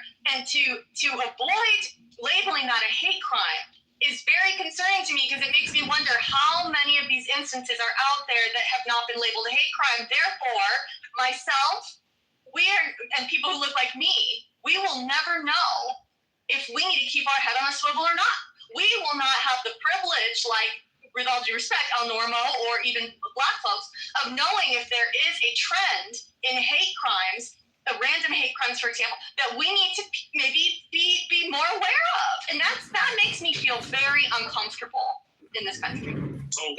Holly, are you not paying attention, Holly? You don't need guys like Jarl or Nerd to confirm your suspicion, Holly. You do keep your head on a swivel and you do stay alert. There are low IQ terrorists. Because I'm about to go away. This is a fair point. You should have some type of heads up. I would suggest using the Citizens app and just looking at general crime. You're not going to know if it's white specific, but to your point about you can fairly estimate it's going to be black specific, Holly. When there's a physical action, I completely agree it should be labeled a hate crime. The issue tends to be there are so many harassers that's literally saying that shit every day out of mental illness. They're also saying, hey, Arabian bitch. Hey, Jewish bitch. Like they're saying the spectrum. So a lot of these people are mentally ill. They're crack babies. They're on drugs.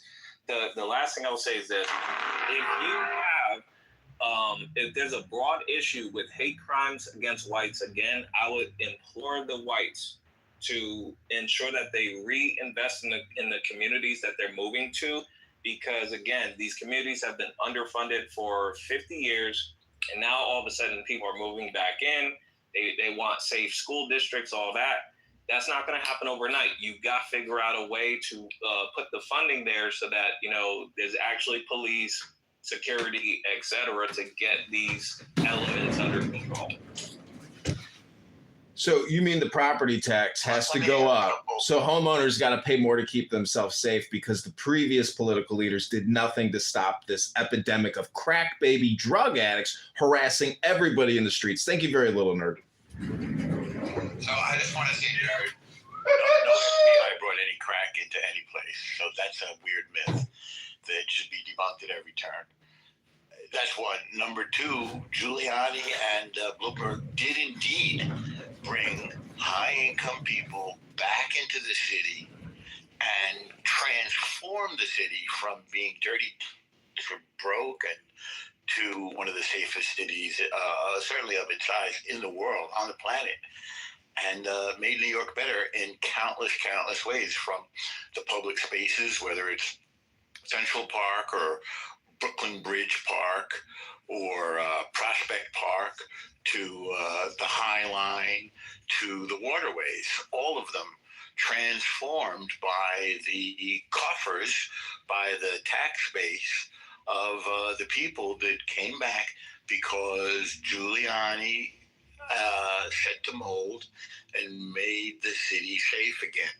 And murders went down from approximately 3,000 murders per year down to under 300, which is a staggering tenfold improvement, and saved, you do the math, 2,700 lives per year over, say, 25 years minimum. So multiply your 2,700, your 27 years times the 100 people per year that did not get slaughtered, mainly, by the way, black and brown people in emerging neighborhoods.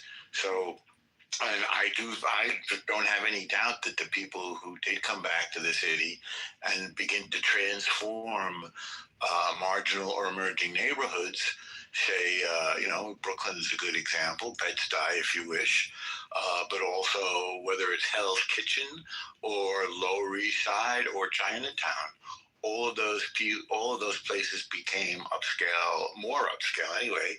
Even in tenement housing stock, they became much more safe and livable. So, I mean, that transformation is real, and it comes out of people who are able to be safe in their neighborhoods, particularly, I'm going to say, women, because they're more vulnerable, and kids, and older people. So, I support the transformation of cities into safer places. About hate crimes against white folks, well, I guess there's some now and then, and they'll prosecute them. No offense, Holly, but I don't really see them as a big thing. I don't see it. It's just crime, period, that's a problem. It's not just all crime is hate crime. It's only the liberal Democrats that started calling it hate crime to give a special label for white people. The whole thing is ridiculous. When you murder somebody, when you violently attack somebody, that is a fucking hate crime. It doesn't matter what the fuck your race is. So, I don't think a hate crime is a real offense in America. It's when they punish you for an actual crime. If it was a hate crime, you might get a more severe punishment. That's literally all it means. And then I don't know what you're criticizing, Holly. If these people were found guilty of crimes and they were sent to prison for quote unquote hate crimes, what do you want the system to do more than that? White people can declare hate crimes, and black people can be found guilty of whatever the hell you're claiming. I don't know what you want more to happen if people were put in prison for this. Okay, to correct a couple of things. One, the people that actually saved New York was the Italian Mafia for 57 years. The guys you just mentioned inherited it. So no, can't agree to that. Cannot agree to that. I learned actual New York City history. The mafia made it safe. They just inherited it after the mafia was in prison. Second thing, the CIA told you and has documents that you can search up. They did give a bunch of guns and drugs to derelict low income in minority areas. They 100% did. You can look it up. You can literally go on the CIA website and go find it. So I don't know why that was said. Third thing, hate crimes are a different crime compared to regular.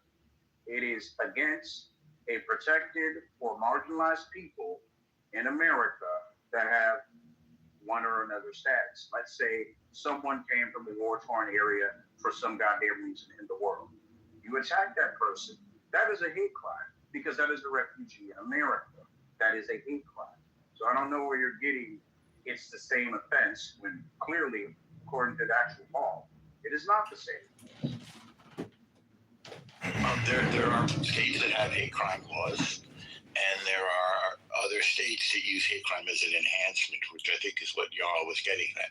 So if one committed a heinous act and also was yelling a racial epithet while they did it, then it would bump the crime, the penalty way up.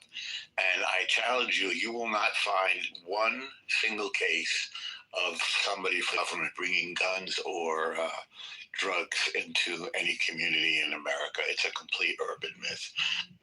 I know the Freeway Ricky Ross had some plug. It was also a CIA or an FBI informant. That means he was a criminal. That doesn't mean he was with the government. And I know that, what's his name, Gary Webb, I was following this in real time. He wrote some articles for the San Jose Mercury news, but those series of 3 articles were completely debunked by superior journalistic outfits, so nobody sold any crack. And again, that's not. I mean, and by the way, the Black Congressional Caucus of Black communities were loudly demonstrating for drug laws. These weren't something that were imposed by right-wingers. They were in response to communities that were being destroyed by these drugs. El Normo, they had to, I'll keep this quick and pass it to Holly. They had to do it because they had to fund the whatever they're doing with the Nicaraguan government. When Iran-Contra, yeah, they never touched the United States, though. They never brought any good drugs to the They US. had to ensure that they could raise funds for the opposition government they were trying to battle the socialists with. So that's why they dropped off the crack, to make sure that, okay, now there's a customer base. These people can get funding for the government we want to oppose, in Nicaragua. So that's very clearly happened. Yeah, there's no case of the government bringing drugs into this country. El Normo, you're never going to win with these people. They totally believe white people are responsible for everything. You go look and see if you can find a single piece of documentation. You can. I just mentioned 2 very sort of far-fetched sources on the matter, both of which have been debunked. And yes, there was a thing called Iran-Contra. Oliver North went to prison for it. It was under Ronald Reagan, but it had to do with Iran and Nicaragua. The U.S. was not part of that. And yes, the U.S. was backing the anti-communist forces in Nicaragua, which were defeated democratically subsequently and have remained defeated. And the U.S. has an interest in not allowing our enemies like Soviet Union and now Russia to gain a foothold in our neighborhood. That's the right thing to do, is to oppose the incursion of the Soviet Union or China or Russia. Listen, going back to hate crime, you got to realize that it is a double standard and hypocritical. When a black person kills a white person and calls that person a white bitch and isn't charged on a hate crime, we have a judicial problem where real crime, real murder does not result in capital punishment. There would be no hate crime if you were murdered for committing murder in this country, but we do not have that anymore. We have woke, liberal, Democrat, communist, Marxist judges releasing murderers back into society to specifically target white people. So white people, if you think you're you're not the fucking target, go get on a public train sometime and find out how quickly you are the target. Do you have any evidence for this absurd conspiracy theory of the government releasing people who are going to target white people and murder them? Because that's fucking delusional. No, Jarl, you're fucking delusional. I live in Chicago. I'm telling you what I see, what I read, what I hear, what's in the news. It's everywhere, Jarl. We live in an epidemic of Democrat clowns who are now our judges. We need to do what they did in El Salvador with what's-his-face, who took the whole fucking country over and got rid of every fucking judge who was releasing every murderous criminal gang member back into society to continue to kill society. Jarl, you're the brain rot, and you got here with brain rot. There's no fixing you. You have brain rot, Jarl. Chill out, dude. America has like the most prisoners per capita in the world. Okay, so I don't know why you want to put more people in prison.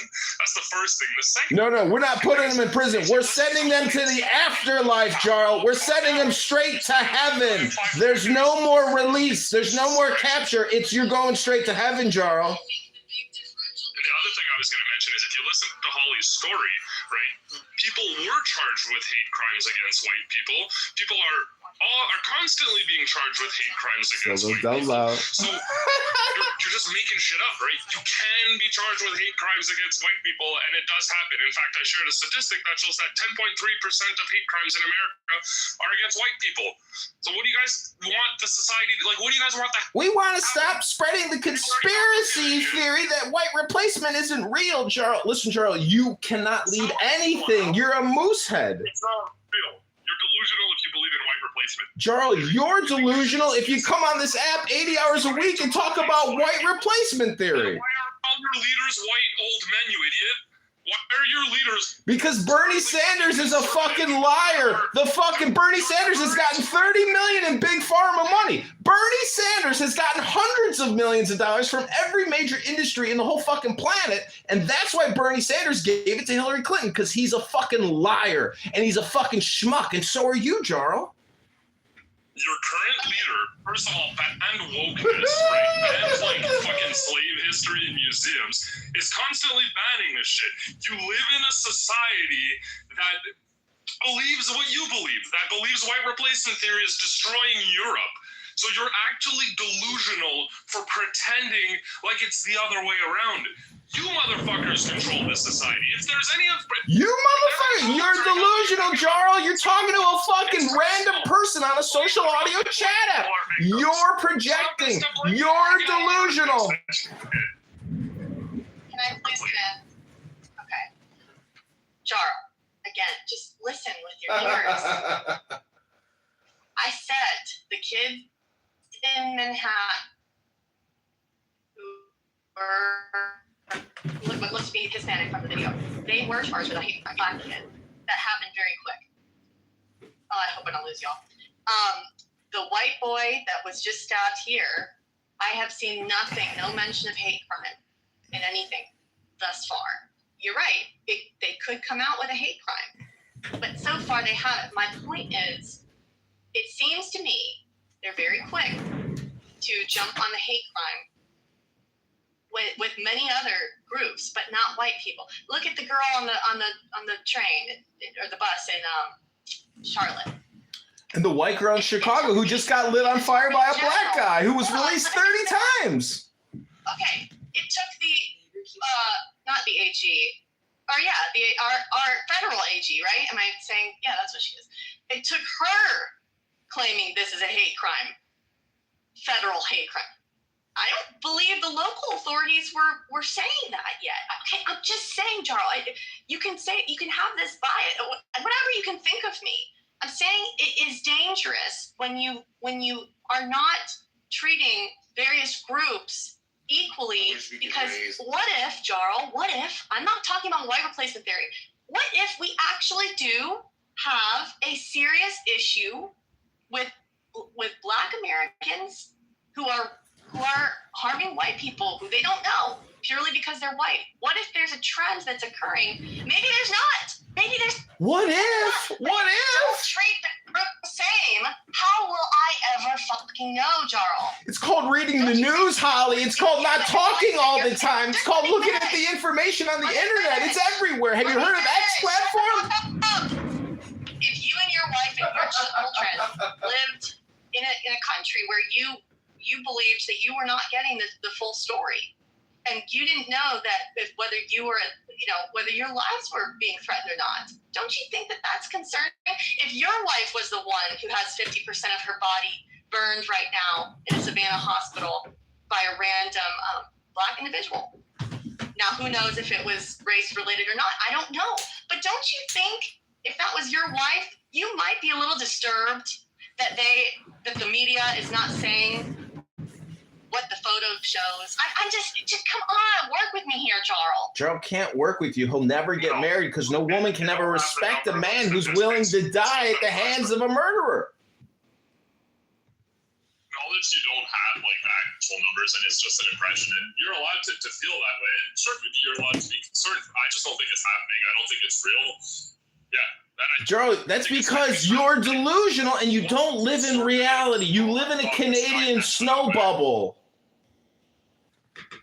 And I'm not saying you did this, Holly, but if you've listened to people like Steven Crowder, Ben Shapiro, or any of those people, right? For years they were saying, "Oh, white people or Black people need to stop complaining and playing victims, and they're always crying about this and that." And that was the narrative from like 2015 to like 2022. And then for the last 2-3 years, it's white people who have turned and have become these perpetual victims who are always, everything's bad to them. And I just find like, where is this like, this attitude of like pick yourself up by the bootstraps and stop complaining about being victims constantly and, just fucking go out there and be a man. Like conservatives are the ones who taught me that, Black people are victims that complain all the time and should shut up. But now they're the ones who are crying constantly about white replacement theory and saying, "Oh, Europe is falling because of, immigrants or whatever." Because of the Muslim invasion, Jarl. My kid is not white, okay? So am I a bad person now? Should I feel like I'm replacing white people? Like, do I? You're delusional, Jarl. You're projecting. You're saying all kinds of nonsense. We're talking about violent crime here, Jarl, not your Black wife and your biracial child. Nobody cares about your situation, Jarl. We're caring about getting murdered by fucking recidivists who've been released 30 times, and then they get on a train and they light you on fire. They punch you in the face in the street. Jarl, you're not following the news. You're living in a clown house bubble. Yeah, Jarl, I don't think they should ignore the data either. I like data. Data's important. But if we're not being given the full data, that's what concerns me. I don't think that anyone should shut up any Black person should shut up if they see that there's a trend of police brutality. If they see that there's a trend that they're getting pulled over at higher rates for random I don't think any of that, I'm not saying that there aren't people that are, "Oh, you're complaining." I'm not. I'm one person telling you that I don't believe that I'm being fed the full truth. When I see so many stories, Jarl, I could sit here and go over so many with you. I'm not driving, but I'm telling you, American, I'm telling you, I see it over and over. White kids being beaten to shit and no hate crime mentioned, okay? Maybe it happens later, but they don't do it quickly like they do with them. And I wonder, it makes me think, and I've said this so many times, and this is the last time I'll say it, how many times does this happen? Oh my God, it's political, Holly. Obviously, it's all political.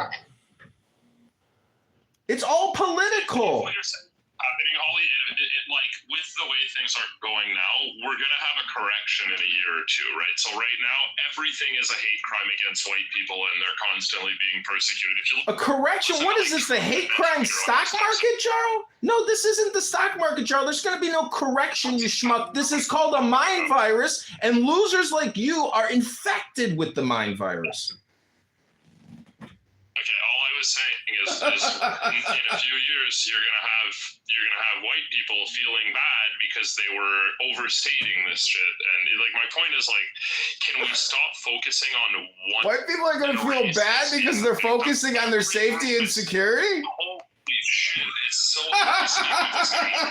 You can interrupt me, but I don't know why you're interrupting Holly, bro. Well, I don't understand why people at 11:38 a.m. CST are sitting here talking about white replacement theory, whether or not you're safe in society from black people who light you on fire in trains, do mass murders. I don't know, Jarl. Maybe you should pull it all up. It's all fucking there, Jarl. You just don't read it and you don't care. You come on here and spouse your fucking political bullshit, Jarl. That's all you're doing. You're wasting your time. You're wasting our time. This is a whole fucking waste of time. But Sig, I got to tell you, I don't know how you have managed to do this for 24 hours. You've been up for 24 hours listening to clown house people like Jarl say the dumbest shit, and it's a total waste of time. So big shout out to Sig. I have let my YouTube live stream go for 24 hours, and we got thousands of views last night, Sig. You're huge in China and India. They love your content, Sig. But Jarl, the feedback on what you're saying is that you're a schmuck. In a few minutes. I just want to say, Sig, Holly, Normal, I disagree with you guys, but you made good points. Normal, that's very rare. But Al, no, you made no good points. Thanks, guys. Bye, Jarl. I mean, look at Queef. I didn't think about what that was until I said it out loud. Queef in the chat. Can we normalize bullying white people? I mean, yeah, I know that's probably, maybe you're joking, but that's the sentiment, isn't it? That's what it's giving. That's what it's giving. It's giving punish white people. It's their time to be harmed and to be, we need to oppress them. They call it punch a Nazi in the face because every white person is apparently a Nazi to these racists. We live in the biggest hypocritical, fascist, crazy, liberal, whack job society ever invented, ever created. The entire BLM mind virus, the entire LGBTQ plus mind virus, trans mind virus. These things are all moral degradation and societal collapse. It is the destruction of the family and the destruction of identity. That's the goal of it. People like Jarl are completely fucked in the brain because they believe this woke bullshit. Same with Bima and many others. Well, I mean, like the case of the train situation, just, Holly was talking about that. We're talking about, like, how... Jarl took it! If you want to consider something a hate crime, I think we should agree that there has to be some intent, or there has to be something that there's verifiable, right? It can't just be a crime. Like this guy, he was, calling welfare checks on himself just a few weeks earlier, saying that someone implanted something inside his body and was controlling his brain. Okay? He got up and he unfortunately and horribly murdered this woman, but there's no indication of a hate crime. There's no hate. He has no hate in his heart when you murder somebody. Are you listening to the words coming out of your mouth? Well, murder, hold on, is every murder a hate crime? Yes, absolutely. You have to have hate in your heart, and you are devoid of love and any intelligence when you murder somebody. Are we that far fucking gone that when you murder somebody, it's not done out of fucking hate and anger, Bima? Have you ever murdered somebody? No, you haven't. So you probably can't visualize the perspective of a fucking murderer. But when a piece of shit murders somebody, they got fucking hate and vitriol in their system, Bima. Now you see it? Right. Well, we're just talking about definitions. I'm talking about... No, you're talking about politics, because when you give the terminology hate crime, that is a political designation by a political entity trying to slander and literally fuck somebody's life up for a specific... It's bullshit politics, Bima. Hate is hate. Crime is crime. You must be punished for it, and we don't punish our criminals. We release them back into society as recidivists to continue killing white people at scale in this country. Okay, do you know how a hate crime in the United States is defined? Do you know I don't give a fuck how it's defined? Because all crime is hate and it's political? It won't work on me, Bima. Your hypnosis mind virus is fucking stupid. It doesn't work anymore. Your politics have been defeated. Donald Trump is the president. Pam Bondi, who knows what the fuck she's doing, and fucking Dan Bongino is stepping down. The whole thing is, everybody got away with everything. Nobody's getting arrested for nothing, Bima. And this bullshit will continue because of these Democrat judges and their positions of power in society. I understand why you're running from my questions. It makes sense because you'll soon realize that you have no point and that it's not rational or logical to take the position that you are having right now. So, I mean, let's just talk about electrolytes and water. Did you have electrolytes and water yet today? Because it really sounds like you need. See, that's actually a much better question than talking about whether or not a hate crime is still hate. You're not being genuine. You're not having a discussion. You're just, I don't know, what's mostly going on with you today. Oh, I'm sick of it. Listen, the only reason I'm coming out this way is because I'm in a safe space. This is called Sig's Masculinity Mansion, where men can actually say what's on their minds. But Charles not a man. Charles is a weak, effeminate man. And Bima, you are a brainwashed communist, socialist, Marxist, liberal clown. You have no concept of economics. You have no concept of law. You have no concept of, I mean, maybe you have some concepts of the spirit, but I am telling you, you would be a horribly ineffective sheriff if you were tasked with protecting your people from violent criminals. They'd be fucked, Bima. You would not be able to provide the security needed to keep your people safe. And Charles' first response when asked if he was the leader of his people, what would he do? He would say he would crush the conspiracy theory of white replacement. That's what's on top of mind for fucking Jarl. You understand, people? This is called priority of intelligence. Jarl has no intelligence, which is a priority, and neither does Bima, because they don't keep you safe. They could give two shits if you died. They'd say that's part of the white structural racist system. These left, liberal, woke leftists are so fucking brainwashed, and they will just go straight back to their primary hypnosis programming. Watch, I will demonstrate for you. Go ahead, Bima, please speak. Or Jarl, please speak. Tell us about your primary programming hypnosis for your priority of intelligence of communication. Let's hear what you have to say. This definitely doesn't seem like our show. This sounds like a bunch of, preconceived notions that are clearly false. Socialist, communist, liberal. I'm none of those things, right? This is you. I don't know. It sounds like you just got to get something off. Maybe you need to masturbate, or I really definitely think we should take some water. Hey, can we read some of your Art of War right now? There's something else that we got to do here because you really sound built up, and I don't know how much more of this your own body could take. Definitely sounds like you need to rub one out or get some water. Look, I'm drinking some water. It's delicious. Water's still good. Do you want to do a little break, a little humming break? Can we do that? Can we do a little meditation, breathe meditation?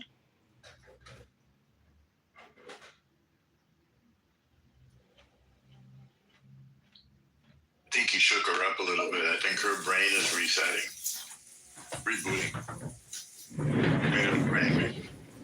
I will just point out that you will note I don't come on here and make death threats like some other psychopathic people on this app, or people who do homicidal ideation projection, or even suicidal ideation projection on this app.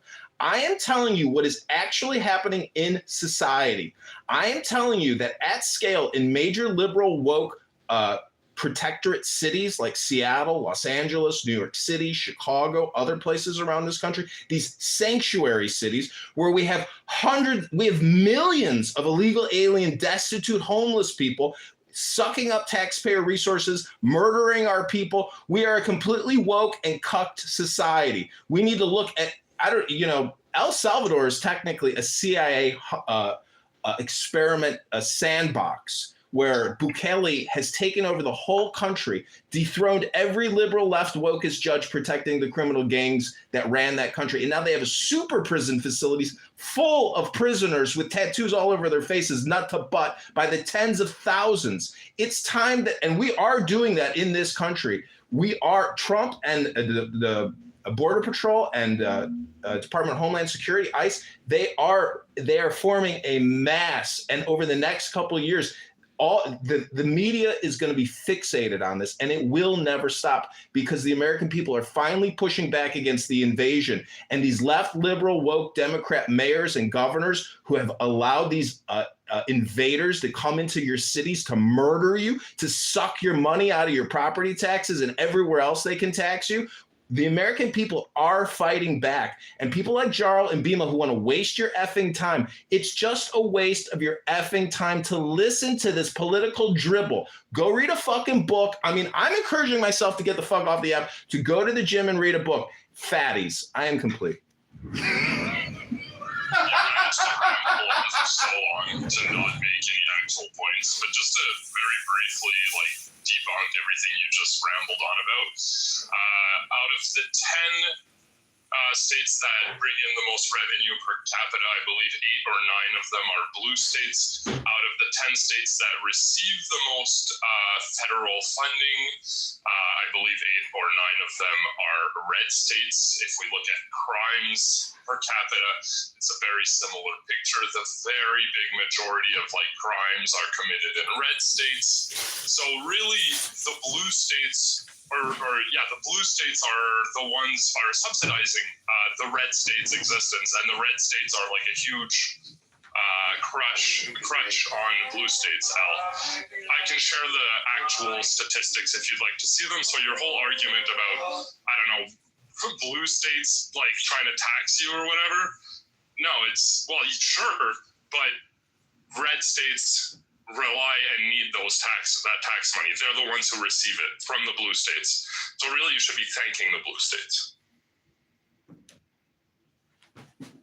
Well, all I got to say is go to the gym, read a great book, and, your political opinions suck. Hey, Adrian, cool PTR, dude. If you want to know, it's New York, California are the top 2 states that earn money. They're blue. Then you have Connecticut, Hawaii, New Jersey, Massachusetts, and Oregon. The blue states earn a lot more tax dollars than red states, and red states receive a lot more tax money than blue states.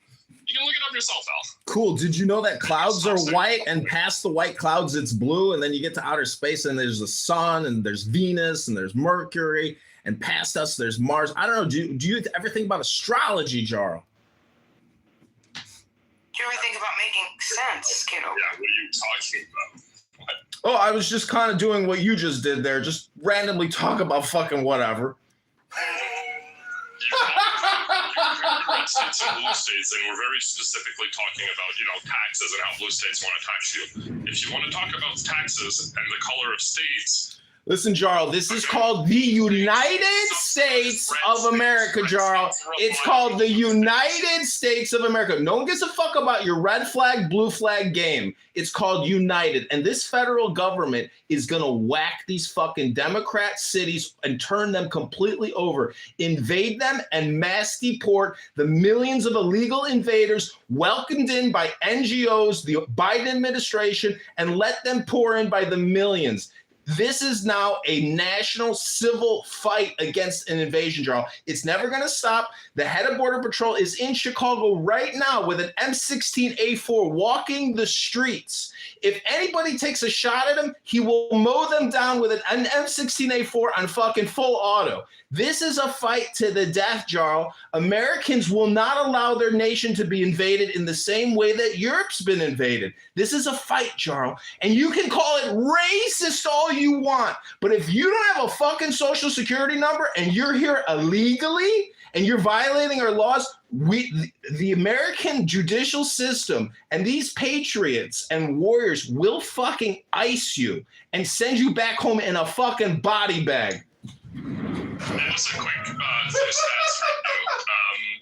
Immigrants commit less crimes on average than non-immigrants. Illegal immigrants commit less crimes on average than citizens. And second-generation immigrants earn more money and pay more taxes on average than naturalized citizens. All 3 of those are accurate numbers. Very cool numbers, bro. Let's now talk about the murder numbers that illegal aliens commit across the whole spectrum and every. Oh, go ahead, Adrian. Sorry, brother. Hold on for a second. When we bring up this shit about them committing less crimes, are we not seeing a story in the news right now where a motherfucker, I think the sheriff's department had to resign because they were cooking the numbers on crime stats. I know there's no sense here. This is like, We know those this is me roasting people and trying to get people very emotionally upset. These numbers are manipulated. Why do we sit citing that shows crime is down when we know that that's not true?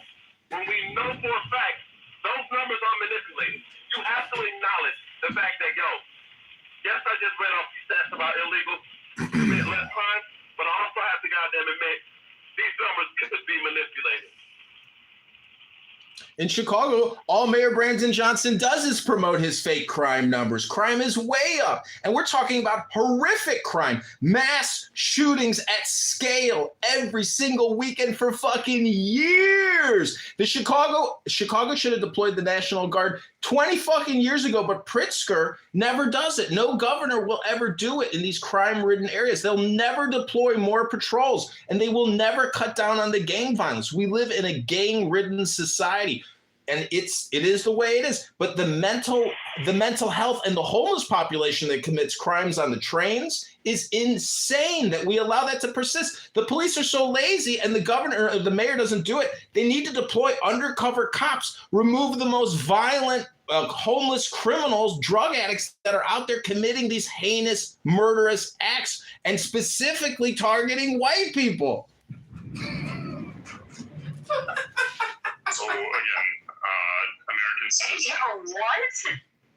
American citizens, and if we want to be more specific, white male American citizens are by far the most likely to do mass shootings or school shootings. And also, just with talking about manipulation of crime stat numbers, also, you know what else is manipulated? The classification of who's a fucking citizen and who's not. So that's why, hey, you really think that, if we're going to be honest about illegal immigrants committing crimes and stuff, right? Then the people who are being caught for these crimes, what makes you think that they're not being classified as citizens? Which would reflect on the low stats of illegals committing crimes. How would they list them as citizens? Like, what kind of classification would they be? They're not even recognizing them. They're not even recognizing them as illegal immigrants. They'll recognize them as American citizens. And if they're black or white, guess what? They label them as being white. They label them as being white. Relax on your troll AI. You're not doing it correctly, but I'm wondering how they're able to do that. You just click a checkbox on a computer system. That's how you fake it. AI, don't do it, please, not today. Oh, I'm sorry, Pockets. You are a campaign contributor, so I'm going to go on mute and meditate on peace for 10 minutes just for you, Pockets.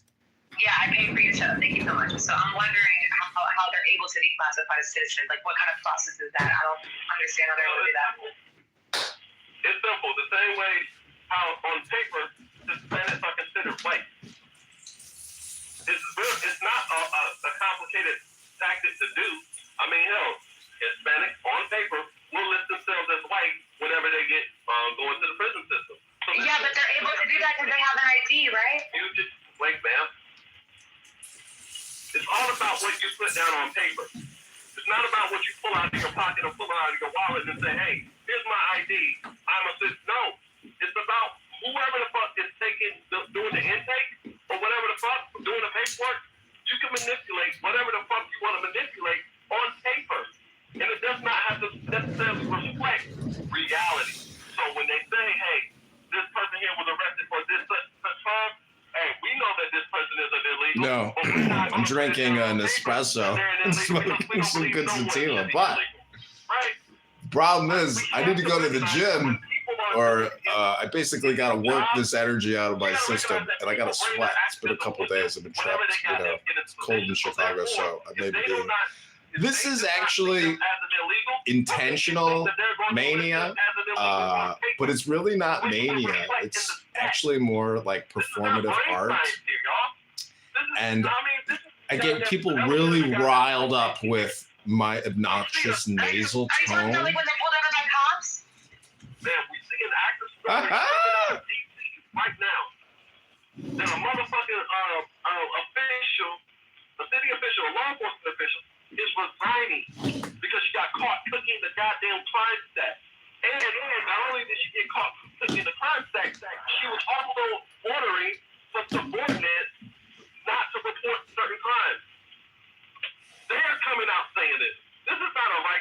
talking point of propaganda. This is actual fact of people under her leadership is coming out blowing the whistle, saying, yeah, this motherfucker was telling us to engage in unethical practices. And it's reflecting, this is why people like Jarl are comfortable coming into a room and citing, well, the crime stats is showing this in this city is low. The crime stats here on this. Yes, there are other states in America, right? I'm telling you, that's just one state. Incident of what's happening in DC. This is just the most prominent story. But I guarantee you, a lot more cities will be goddamn coming under fire for cooking their goddamn We're gonna crime restart stats. the lives.